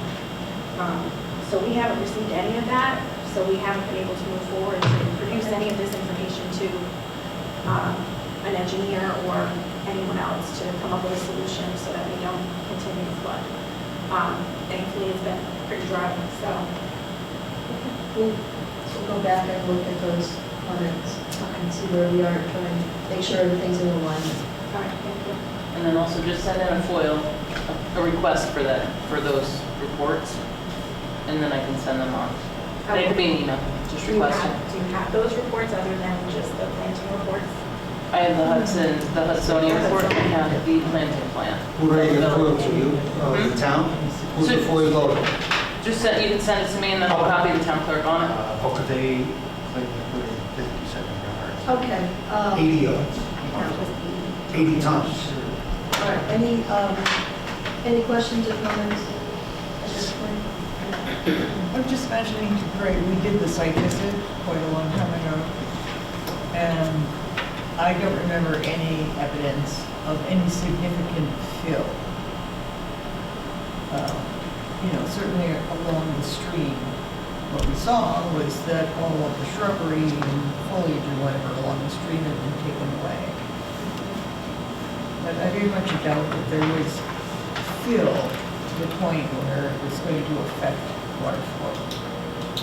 When he's done 80 tons of fill, that's a lot of fill. I could put 80 tons in his room and fill this whole room up. It's gotta go somewhere. Well, I recall the amount of fill has been a subject of discussion at multiple meetings, so let's, Well, I think in one may I of the- finish, please? Sorry. I think I'm correct in saying that the question of how much fill has been brought up on numerous occasions, so let's put that on the list of things we want to go back and confirm the information that we've received one way or another. Okay, and I just wanted to clarify that when we had presented to the board our concerns, we weren't concerned that they had put the fill on the edge of the stream. Their backyard was once like swamp marsh. That's where the fill had gone. So now the backyard, we feel, and can't confirm because we haven't been able to walk the property and measure and or don't have before and after pictures to prove. But it was all wet and unusable when the Vanderlands resided there. But that now is very lush. You probably saw it, grass, and is now usable. So if that were filled in, so now all of the runoff and the water that was once contained there when the stream would overflow is now coming into our yard, creating this problem. All right, anything else? So then I have a motion to continue the public hearing for Alexander Wright They asked in their email, they said that the estimated timeframe for a few months was from DEC, so I don't know if you want to go a month or two. Right, did you, Sean? Okay, Sean, Jim. Sharon. Yeah, I guess, well, I know we have to wait on the DEC, and I think the other side of this is, I know there's a matter of this reports and stuff like that. But I also know that people are looking for answers, so is there anything really else, I'm just asking questions, is there anything else that we can do other than wait for DEC? Didn't I refer to see you? No. All right, well, we can certainly. Yeah. We can Is there any certainly. way? Not since Sonia's given us information early on. Well, yes, here's the other issue, and I want to be transparent about this.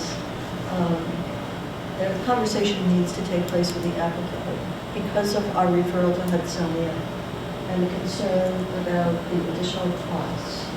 We have to be, I think, upfront with the applicant if we would like to refer to CPL, which would increase their costs and the need for escrow. With the CPO help. Well, they might be able to look at all these various reports, and, you know, the Bello report and the Hudsonia report, and offer some, you know, overview of whether all the requirements have been met. I don't know. I'm wondering if there's any historic mapping that we could look at to see if this was ever designated as a wetland. The area I directly. believe, if I'm recalling, that the applicant reached out to Dutchess County Soil and Water and got very vague response. And if there was, you can certainly, you can check with Donna and others in downstairs. We can look back and see if there's been other action on this property in the past, but in terms of outside sources of information, if it's not with Dutchess County Soil and Water, I'm not sure where else I can look. Certainly some people could look at that would be soil and water, all of the various aerials, you know, the photographic aerials that exist for the county going back to the 30s might show something. But Where do we get those? well, they're online. Just you're trying to like Google Earth or? No, I'm talking about parcel access. Yeah, Parcel if it's access. covered in trees, you're not gonna build. Well, I'm trying to think of what's out there that could show you anything like that, and just those aerials. Between soil and water and the aerials, I can't think of anything else. Sharon, have you encountered anything that might in your past work? Just the wetness of the farm fields. No, but I mean, looking back, Ed was asking, is there any documentation from the past to show? I don't know. Yeah.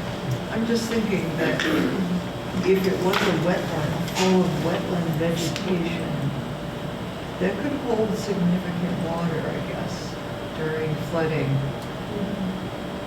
You know, even though it's not a very large area at all. Well, I believe we could.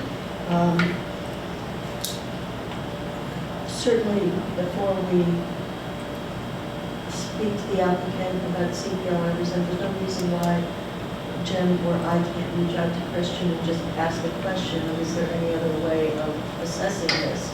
You know, without a fee. I'm sure he would be willing to have a phone conversation with us, an informal phone conversation. Can we think of it? In terms of, so, I'm gonna just put this up on the screen, it's not short, but this is parcel access. This is parcel access, and this is the parcel we're talking about here. So it is showing this, you know, the creek going through there.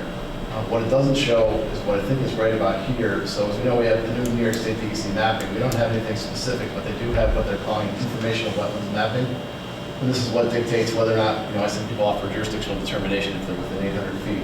It is showing a wetland area here that they've identified, and all this identification was done through aerial imagery mapping based on the webinar I was on a week ago. I think they said it was in the 80s or 90s. So this stuff would be from, you know, 25, 30 years ago. It is showing something here on the farm field. I think I'm trying to look at it. It's not a one-for-one. So I think it's somewhere in the neighborhood of this on the adjacent parcel. Where you can see it does look a little different in terms of the color. The shape is. From what's there, and it is close to the stream. So I'm guessing that somewhere in here is what we're seeing on DEC is being shown as something that they identified through aerial imagery mapping, you know, 20 plus years ago. That's an adjacent parcel?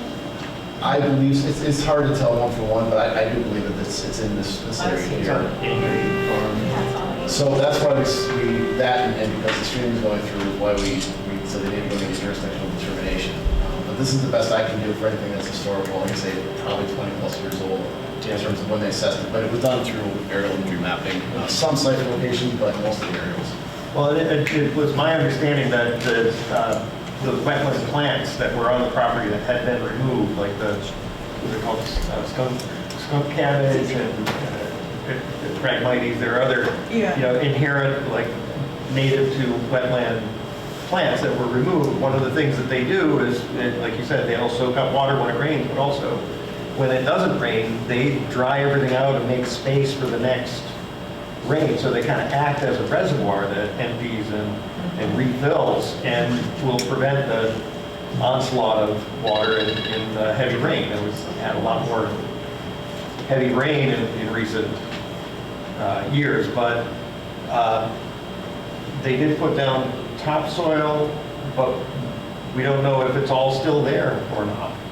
I mean, if it were to wash downstream and maybe collect in a culvert somewhere, that could interfere with that free flowing of water and could also be, you know, a factor. And I don't know how much the downstream effects play into this, because we're really looking just at the one parcel and the help of the neighboring parcel. But this water course goes under the road and extends out into the garden. So any blockage downstream is going to have an effect on the upstream property. And, you know, throw things in the river, they go down where the water goes. So they're going to collect somewhere. That doesn't go into, you talk about the gardens? Yeah. It doesn't go into It the doesn't go gardens. under the road anymore. It Doesn't go under turns the road anymore. and goes alongside Rhinebeck. Goes along Rhinebeck Farm, goes back into Richard's Farm. Okay. So this, in fact, can I just show you a map? So this here, so this is where we are. But it goes across the back of our yard, and then it goes, Brian Tam lives here, so it goes down here, and no longer goes on the road, it turns. It goes down Rhinecliff Road, and then goes back up into Richard Reed's property. Okay. So at one point, it used to go into the gardens, not And maybe anymore. when they did their building, Maybe they rerouted it. But that maybe it's 699. The last thing that could be helpful is to know how many yards of soil were brought in and how many inches over the area that was covered That's what will that produce? Let's see if we go back and look at that. And also, just getting back to what was mentioned early on about the artesian well, it's only a trickle that comes out of it, but it's constant. So again, you're taking that whole property and keeping it constantly wet. So it's a sponge that never gets a chance to dry out. So it's always at the saturation point. And, that, they should probably cap that. I just have one question. Could you come up? Yeah. So, the Vanderlands lived at 23 High School prior, and that was a modular home that they had put back there. Is it possible that you have records of what was there prior to that housing being placed there? As far as if it's wetland, what type of work that they had to do? Because I know that they had to put an above-ground septic for that property because of the water table and other things. Also, the culvert pipe that goes under the road where the water flows, that was something that the Vanderlands had to put in. At least that's what they told us prior to. Is it Vanderlawn? Something looking this up. I believe it's Vanderland. It's Is it the Bob and June. It's Vanderlawn. Okay. Well, that is maybe something that could be looked at to get the original details of what that property was, the work that was done. We can check the records. Just a little educational thing. I know that's what historic aerials are. If you're on parcel access and you click on a parcel, it'll bring up the information for that parcel. And then in here is all the information you can get from that. And the historical aerials are right here. And it will bring you to roughly where you are when you're looking at parcel access. And then you have a slider that will go back and forth. It's not one for one, it's pretty close. You have to look a little bit, but it'll show you kind of what's where, going all the way back to 1936. And some of these, are better than others, It's obviously. amazing. I mean, I'm in post office all the time. How did I miss this feature? This is so Now awesome. you've got to You gotta identify the parcel. Oh my gosh. Same thing for webinar. Does that count toward our training? Sure. All right, okay. I think we've done everything we can do with this tonight. So we have a few things on our to-do list, a few things to check out, and waiting, of course, waiting DEC. So may I have a motion to continue the public hearing to, One of those is yeah, It's either March or April, let's go to April. so April 7th. Yep. That gives us plenty of time to get through the Hudsonia report with the applicant and the response and all that. So we have a motion. May I have a second? All those in favor? Aye. Thank you. Thank you for your comments. Be in touch with Gretchen to get what you need. Yeah, I'll forward that information. Thank you all. All right, that concludes the public hearings for this evening. A few last things to go over, and let's start with referral from Brian Tam on a signage request. That was a request coming from Brian. And there's a bit of a backstory here, which I think Jim can give you more details on. But apparently, Astor Square, there's a number of businesses in that parcel there. And it seems that over time, signs have just popped up. And Brian is looking to work with the business owners and the property owner to sort of clean up the sign issue there. And so he's come to us with what I think he's working toward a master plan for the property. But he's come to us with this initial request, which I think he sees as a first step in his master plan. Is that how we're? Yeah, pretty much. So as everyone knows, there are a lot of businesses in Astor Square, and as we also know from all the reviews we've done, the town sign code is pretty strict and pretty stringent. What's going on there right now doesn't meet the town code. We know Astor Square's been here for quite a while, but it doesn't meet the code. And I guess it's probably fair to say that there's been a proliferation of signs as the years go on and as businesses change. And so there's been, lighted signs and awning signs and regular signs and signs on the front and backs of buildings, in the doors, in the windows. So what's going on, and I've had a quick conversation with Brian, and he's kind of working on this, but I think that the path forward we're hoping to do is to have the applicant come in with an application for kind of like an overall signage plan for the property, because right now I think they're allowed like 30 square feet of signage, and I think there are 21 or 22 different businesses in there, which means each one could have like a 1 1/4 square foot sign. It doesn't work, right? I mean, it just doesn't. So I think the idea is to have them come in with a full plan, go to the ZBA, ask them to have that master plan kind of put together that will state, which is exactly where the signs will be placed for each business, how much signage they can have for each of them, get it approved kind of as a master plan.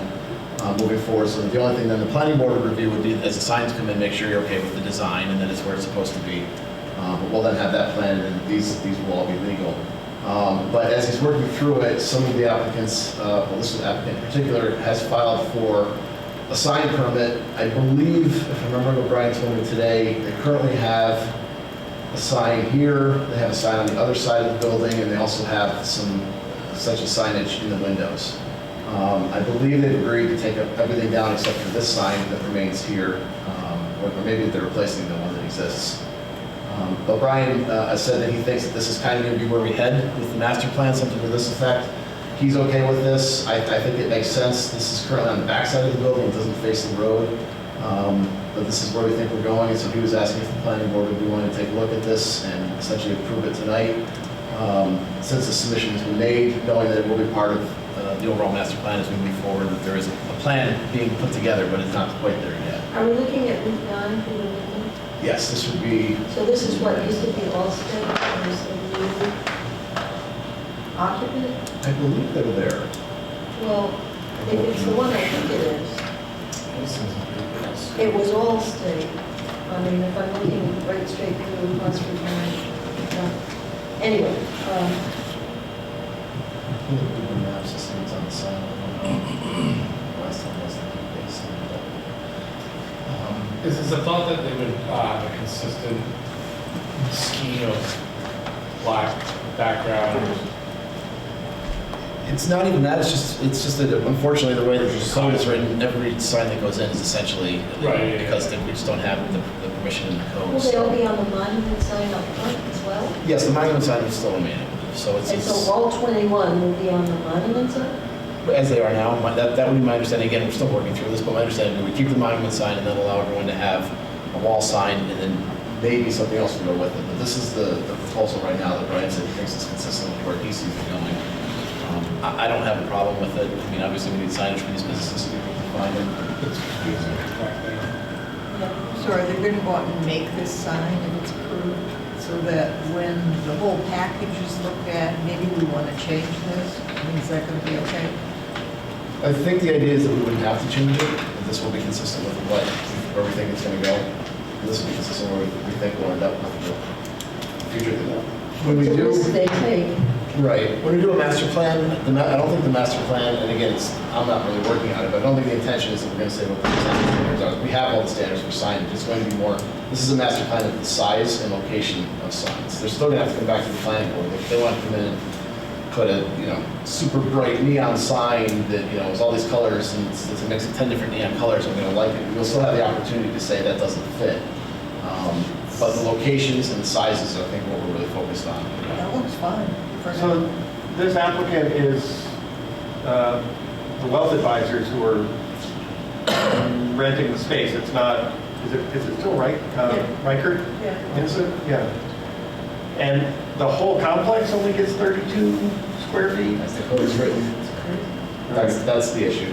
It's never been, I don't know if it's fair to say it's never been an issue before, it's always been there, but again, as time has gone on and people have changed, it's just been this proliferation of more and more signage, and Right. I think we're just trying to get a handle on that and just come up with the scheme that works for everybody. So the applicant that owns it will have to come in for that master plan, and then every business that comes in will obviously come in with their signage plan. And this represents a swap out of the sign that's there with similarly sized and character of signage. I guess, are you saying it was Allstate, so I'm guessing, It was Allstate, Maybe and it's this. as you can see from here, even if you went around, the entrance to the Allstate office, if it's the same one, was on the back, and there was a sign on the back, and I recall lettering on the door, and, hours, and please use this door, don't use that door. Yeah. So it just kind of, you know. Not to mention the blue waves. Yeah, So I that's- mean, yeah, so we've got things in the windows, you know, if you look over here, we've got an awning sign, we've got a neon sign in the window. As you go other parts, and it's maybe an older picture. It says it was captured in 23, so it's an older image, but you can see we have a sign up here, we've got, you know, a sign here, we've got text in the windows. The idea is to just try and kind of bring some consistency to this and make sure that what's going in is, you know, makes sense from an overall plan perspective, because we know they can't meet the code. Yeah, I think what is difficult is, you know, unfortunate for people renting the space, if you're on the interior of this, that it doesn't matter how small or big your sign is, it's not going to be seen from Route 9, which is, I don't know, that's where I'm struggling on looking at this of, leave the sign out by the road, yes. I guess, I don't know if voting on one sign is helpful for us voting on all, I guess is. This is merely saying you think that this is okay in this location. Yeah, I don't necessarily have any issue with that, and it's still not readable from Route 9. And so, yeah, it's just it's a tough spot in the town, and I'd rather see the kind of the big plan before we, as Edna I think was alluding to, before we start voting on individual signs. But I think this is a step in the right direction. I think that's where Brian is going with it. Can we do it? So if this is a new occupant, then if we refer back to Brian and this is okay, is he then going to require them to take all those other things off? So this would then be the only, other than on the monument sign, the only sign associated with this business. Nothing on the windows, nothing anywhere else, nothing on the doors. This replaces everything? My understanding is at this point in time, yes, until a master plan comes forward saying, I mean, obviously you can have things on the door that are permitted by code, and there are some of those, you know, enter here, whatever, but it all has to be code, but yes. I think this would be You just. wouldn't come to us first with the master plan before We're nowhere stripping all near, the other this signs? whole issue has just kind of bubbled to the surface somewhat recently, so we're not there. But These outfits are going to want to take their signs down while the master plan is being. Well, I believe he's being a little flexible with that. I think that, and I'm not sure exactly what's going on, but trying to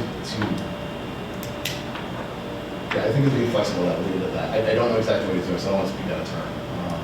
But I think Brian believes that this will be consistent with what we end up with in the master plan in terms of this business's sign in that particular location at that size. So I think this is kind of what we're looking at. In principle, it looks good. I think we should approve it. I can't read into his motives, but he may be trying to set an example. He may be trying to get something out there that others can look at it. And I also, you know, like to be on the record as saying, Ryan is putting a lot of effort into the work he's doing and trying to clean up a lot of things and look at things that haven't been looked at before. And so if we can encourage him in that direction, I think I'd like to do that. And now, does this go from us to ZBA for a variance, or? This is a sign. This is no different than if we were reviewing the sign permit today, as Okay. if, you know, they were swapping out a sign on the building. Right. But because we're moving forward with this whole master plan, the idea is we'll let these guys come in, put their sign up, we're gonna do the master plan, that's when we'll get to the ZBA. Instead of making them go to, making them go to the ZBA, then come back to the master plan later. That's why I think Brian's trying to be a little flexible with reining some of this in, but also allowing things to move forward in a logical manner. But I think if it's a swap out, if this was all stated it's a swap out, then what we're looking at is the new sign that's being proposed with a new occupant. Right, that's exactly what it is. It's so much better, and if they can all just be consistent, the whole place will look better. Like, I'm less concerned of the size, and they get a variance for it, great, but like, to have that consistency will, and I think, What's impossible with that though is like all state, you can't change their colors. yeah, And that's that's true. that's a challenge I see, because that's where I was headed. With the blue, I mean, I don't know. Well, I don't know about agree, the logo colors. consistency is like beautiful. The other thing is, to your point, like, yeah, everyone likes brand exposure to Route 9, but a lot of these are offices, and it's really more of their identifier as they come in. So, you know, they know that when they're renting that space. You know, they're not on the, so having that A lot of them are mom and pop operation. I mean, Yeah. the liquor store, Yeah. I'm thinking of The karate studio, there's a gym back the there. flower shop, they aren't franchises. I agree, but I mean, when I had cell phone stores back in the day, I remember when the town wanted me to change the color of Verizon's red logo, and it happened to be this town. But I was like, that's the color of their logo, like, Yeah. I can't change it, and so, that's. What if it's on a black background and you saw the red Verizon, for example? Yeah, no, Still 100%. create I think consistency. some level of consistency, I think, would be really important. I totally agree. That's where I was headed first with my, because it looks nice to have. So we can respond back about, Brian, I know we'd like to see some level of design consistency considered as we Yeah. go forward with the master plan. His thought was mostly, I think, on the size and allowance, Location. what goes Like, where. size and color, and you know, legal. some kind of background color might be useful if possible, but I think we're gonna have to also be flexible with some brands. Right, and each sign that comes in, we'll be coming to the planning board, so we'll be able to discuss it, before it goes up Yeah. as new businesses come in. Well, maybe we can also, in what we're saying back, is we'd like to have some role or participate in some way in the development of the master plan. Yeah, I think that's. That way we can make these comments in the appropriate time and place, and maybe forestall some of the problems we've had in the future if we can Yeah. participate. Well, and I saw that this submission was prepared, I think, by Timely Signs, and they're local people, very much familiar with what our requirements are, what's likely to succeed, and, just having people on board like that, maybe workshop it for this one. Yeah. We don't have to do it for every time that comes before us, but this is kind of a unique situation. Well, you definitely see it through a ZBA referral, but I'm hearing you want to maybe see it at an earlier stage equivalent of a pre-con as they get into the. Something, an presentation. opportunity to participate. It's interesting, and it's peripheral to this, but I decided this week when I was out and about, I was going to drive onto the Rugies, the new property, which I'd not been in there to see. And we had so much discussion about the signs and everything. You got in there and I didn't even really notice them. They were not, I knew there were a lot, but it didn't visually turn out to be this, whatever we worried about. Right. So. Gaudy, yeah. Yeah. So that, I was reassuring when I went in there. I'm trying to adopt a habit of going back to things we've approved to see if they actually work in terms of the way we hope they would. And in this case, it did. So Did maybe you that's. video that? Huh? You did video that while you're. I didn't. Okay, do we have enough do you have enough to write this up? And if so, may I have a motion to approve whatever Jim writes? So moved. Motion, second. Second. All those in favor? Aye. Thank you for the trust. Two more things, the DEC business, and the last thing I would just update you on is I have been doing due diligence to try and get some answers out of Ty and Bond, who are the engineers for the village that are working on Grassmere Farm. And I'm now told that they have submitted everything to DEC for the change in the water district. So I don't know, they expect that to be 3 months. I wish we had our own DEC, consultant, because everything seems to get jammed up there between there and the Department of Health. But so maybe we'll see some movement. I don't know. And lastly, Jim, as you know, has been adding to everything about this new DEC regulations, and we just wanted some conversation with you about, and part of this is in the context of, we don't want to keep putting things on the agenda, but even if we have to take 20, 30 minutes on it, we're filling an agenda with things we can't take action on. And and I think it frustrates applicants when they have to keep coming in and we can't move things. So we're debating whether or not we simply go along and say to people, we want you to have this jurisdictional determination before you actually get on the agenda or not. And so or at least a preliminary, preliminary feedback from DEC saying, hey, we don't see a problem, or there are some issues, this is what you're gonna have to work on, but at least have an understanding of where they're gonna go. The other thing I don't want to do is I don't want people coming in saying, can you give me, like we just got tonight, and we'll get a lot of conditional approval, and regularly be asked for conditional approvals, and when things are beyond our control in terms of the timeline.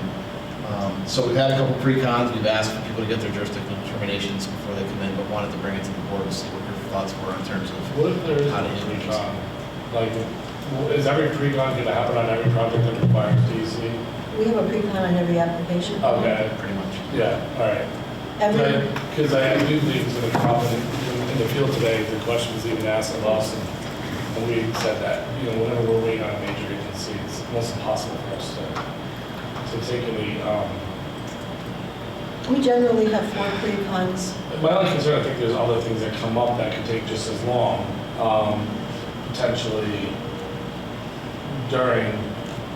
beyond that having them work moving simultaneously together might be helpful, but we do know DEC is probably our longest in the health department.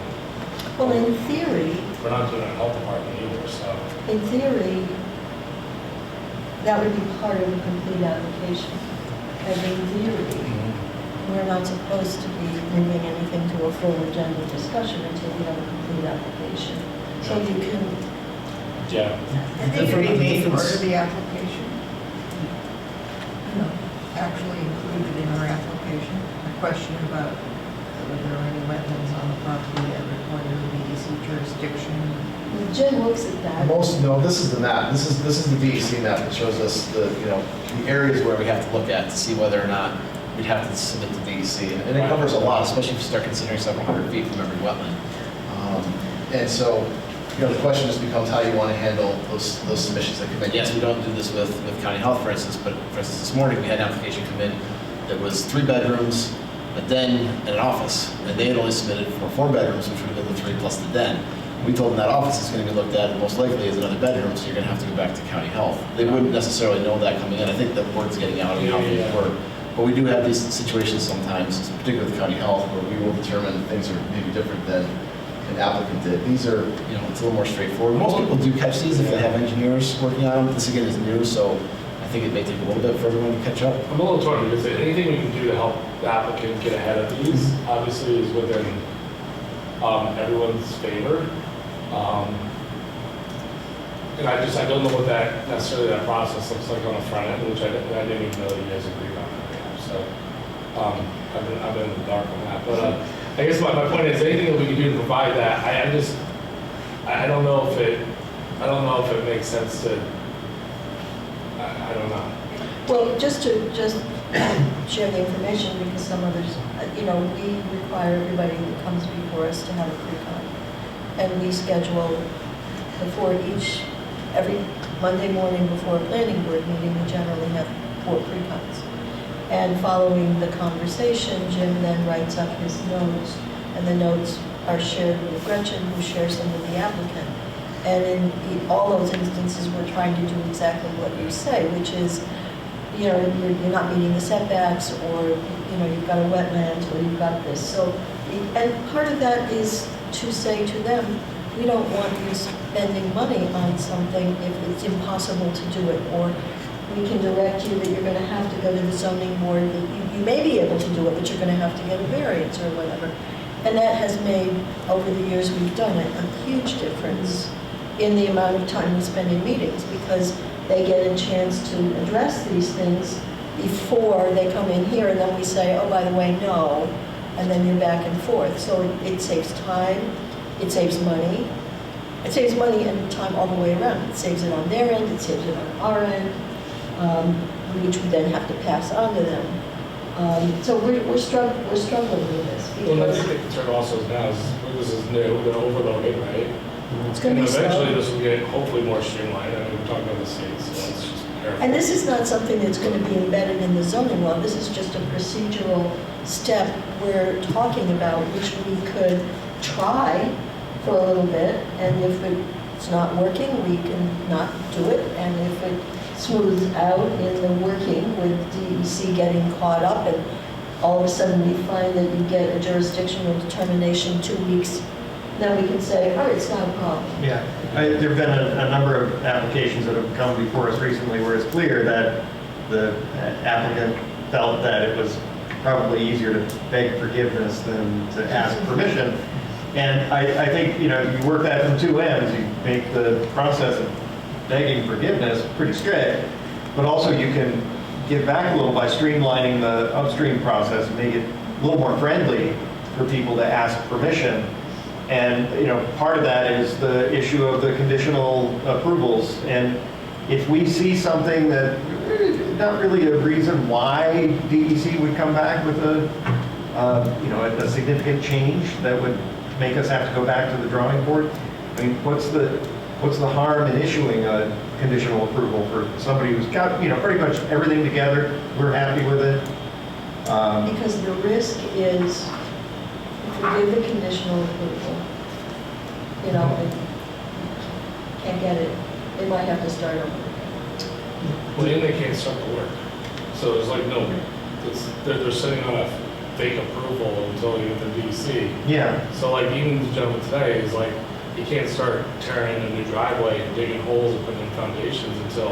Right, but then he's got to wait for the approval to come in, and then he's got to wait to get on our agenda and get through the completion of our process.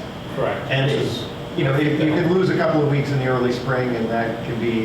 It can be detrimental to some applicants. My concern was exactly what Greg is saying, like, first of all, it's not very streamlined for us to keep, like, saying the same thing and having the same file in front of us that we have there's nothing we can do about it. So there could be some better system there. But if we have to wait all the way for them to have DEC, and now they start their process with us, I think we're handicapping, you know, the community, their projects, their time, their money, all of these things. So it would be most ideal to me if there was a simultaneous process where they're still moving the planning board around, but and maybe this is not possible, why can't they just, you know, I don't know, is there a way that they don't have to show up until they get it? Like, once we get to a certain point in planning board, they don't come back until the approvals. They're not even on the agenda, it's just postponed until, how does that work? So I'm gonna make a suggestion first. It sounds like the best way would be to have it announced and them told at the pre-conference, you need this. Yeah. If it takes them 3 months, they have 6 months to apply to the planning board after that before they need another pre-con. So they have that time period in it. Most people don't get it in until at least the next month. So they're already behind, but now they would have to wait. That would go through Brian. Brian would make sure that that's in there, which she reviews all the applications after they submit everything to make sure everything's on there from the pre-con. I think that way would flow better. It may hold them up a little then, but they're going to be held up before us either way. So why put them on the agenda, have an initial meeting, and then hold them off? That's what they're getting aggravated about. So, but the public hearing process can take a couple months, you know? That's what my concern is. Sometimes. Sometimes. You're at least, usually 60 days in the planning board process, right? What's the average, 3 months? I don't even know. Minimum of 3 months. Little of 3 months, so like, 3 months. Pre-conference meeting and then approval. So it's. What if they're on the agenda, and they have to give us an update, this might be crazy, they have to give an update before that meeting, 24 hours before, and they're bumped automatically to the next 30 days if they don't have their list required. Like an automated bump process, we need to know 24 hours. On and, I don't want to say wasting time, but you're building up your agendas then?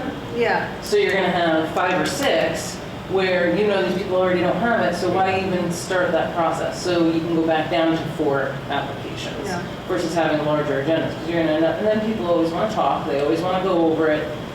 It will lengthen the agendas, I think. Well, we don't have to make a decision on this tonight, but we did want to have the discussion. I don't think it's a bad idea. I think the concern that is it going to actually make the process longer, which I'm not saying it will. Most people don't apply right away after the pre-conference. I think that the biggest thing is like, back to what Craig was saying, is don't skip the process either. So it's like, it's a fine line, which, but I think anything we can do to set the applicant up for a really clear, for success, as far as like the law is concerned, right? Anything we can do to set them up for success from the beginning, from that pre-con, is obviously, is within favor, I think, of everyone, so. Why don't I have, just for your own edification, why don't I ask Jim to go back to things that have already been before us, and just send you all a couple of good examples of his notes from a pre-con, so you get a sense of what transpires in the pre-con, what the applicant walks away with, and we're always looking to streamline the process, both for the applicant and for us. What if we don't have a suggested timeline for them? Like the average DEC is going to take at least 3 months. So you go to your pre-con, you start your DEC process. We would suggest at about 3 months you come to us and then they time up. So we give them an outline of suggested timeline where they, you do. Yeah, I can give one other suggestion. Thinking about this, Brian reviews every application before it even goes to pre-con. So he sees that there's wetlands ahead of time. Yeah. So can he include that in his determination letters to people?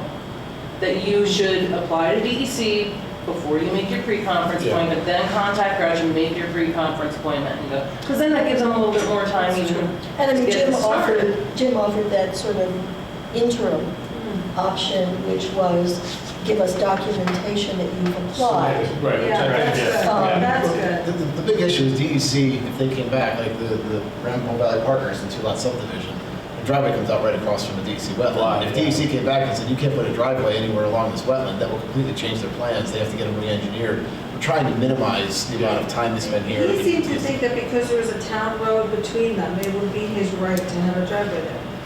Well, that's one example, but it could be anything where there's a wetland. We don't know what they're going to say, so they could have jurisdiction where it ends up resulting in a small, moderate, significant change to a plan or no change. And I think as we get some of these jurisdictional determinations back and start to understand where DC is coming from on some of this, like if these are 800 feet away and they don't really care because it's just a porch, okay, but if it's a lot more work, then maybe we'll start to have a better feel. But I'm in favor of that they had to apply. Yeah, me too. I'm in favor that they've had to apply prior to us seeing it. A determination, I think, is a very different. So the document, the application should be submitted with their application when they look to get on the agenda. Is that what we're saying here? That it will be part of the I submittal? like the idea of Brian alerting them. Yeah. And then what you're suggesting is that before they even go to pre-con, they should have applied. That's what Brian is telling them. Okay, Yeah. so it would be part of the submittal. We asked for a submittal for the pre-con. Yeah. We get an electronic submittal of what they want to do. If that should be included in that, then Because Brian's already determined they're going to have it, so it's definitely. And it's a critical path item, because you're going to put that at the beginning, because it's going to take some time, it's going to hold other things up. So if you wait until after you come before the planning board for us to tell you, we need to get a determination from DEC, then you've extended out your timeline, so. and some of these may be less than 90 days. The webinar, they said that some of them may happen really fast. They're hiring 3 new staff for the entire state, but it's 3 staff. And some of them may go quicker. We just don't know the timeline. 90 days is what they've been given by legislation. They can actually come back at day 89 and tell the applicant we need another 90. Yeah. We don't know. That's the problem. And one of the things we don't want is to come in and have the applicant constantly having to pay to re-advertise and re-notice, right? Because then that's just additional cost. We're trying to streamline it, but there's only so much we can do when we're talking about outside agency. Without trying to make Brian not my best friend, if we can streamline this and then also look at Department of Health, if that's even possible like that, that's even better. Because I think I'd say 70% of our applications we're waiting on an outside agency. So. Well, and that, I don't know where, I don't know how many people have left the Department of Health, so I don't know where they are in replacing them in the. 3. Most of their review staff is left. I think my motion would be that Brian could potentially, and then at least there has to be some kind of proof of an application's been sent to DEC for pre-con, and I think at least, because I think that would be super telling when we go to pre-con, because they're in very early stages at that point. Some are fully finished. Yeah. Some come in with a napkin. And the ones that come in with a napkin are okay too, because they're at the very beginning. They haven't hired an engineer, they haven't hired an architect, and they're just trying to get a sense of, is this doable? Yeah. And that's the time to tell them yes or no, and it's okay, go hire somebody or whatever. So that has proved very, very useful, and I think it's cut out a lot of frustration on the part of applicants. I mean, not everybody, but you can't make everybody. Yeah, no, anything we do to make the process, I think, more streamlined is in favor of everyone. I do, this is a slightly off topic, but it's reminding me of it. When we were at the James Street site visit, and again, this is beyond the planning board a little bit, but I did really feel that there was a layer of frustration in how the process, because of course it's a very thorough process, it's extremely expensive. And it therefore caters to one parts of the community. And there are people who need improvements in their home, they need improvements on their properties, and they don't have the resources. And I mean, this is a bigger issue, but it did dawn on me, like, it would be really nice if there was some sort of grant system or something that the community members who need support in some of these improvements, that there's a resource that the town has to help provide a few of those services. Okay, Just we'll appoint you the chair of that. And when we end the meeting, there's something else I'd like to bring up, which is not germane, but, so I don't know that we need a motion. I don't think we need a motion. We just didn't want to be doing this in pre-con without discussing it with you in terms of how we're addressing this. You're aware. We are. So we've had two pre-cons now, and I've had a couple of these. We thought, we really need to just bring this to the full board, just so you know what's going on, give us your insight, how we handle it. Because it is affecting a lot more property now. Even places that weren't easy wetlands before, creeks and streams that are floodplains, floodways, those are now considered potentially to be within their jurisdiction. So creeks, streams, they weren't looking at before. I appreciate you getting ahead of it. Try. Yeah. Like I said, if you'll stay for a minute, but at this point, I think, One item. what to do now? Not for discussion, just a reminder, if you have any comments on the Rockledge Secret Part 3, please give those to me soon. We didn't put on the agenda, there's no comment on it, I just want to put the reminder out there. We're going to be posting next week, I think, any comments The back agenda? from Grant Line. No, the Part 3. Oh, part 3, yeah. With the agenda, I think it goes up next week. Yeah. Grant Lines is taking a look at it, so Okay. if you have anything, let me know. I'll add that in, make those tweaks, and we'll get that up online. Okay, may I have a motion, please? Second. Second. All those in favor? Aye. Opposed? Abstentions?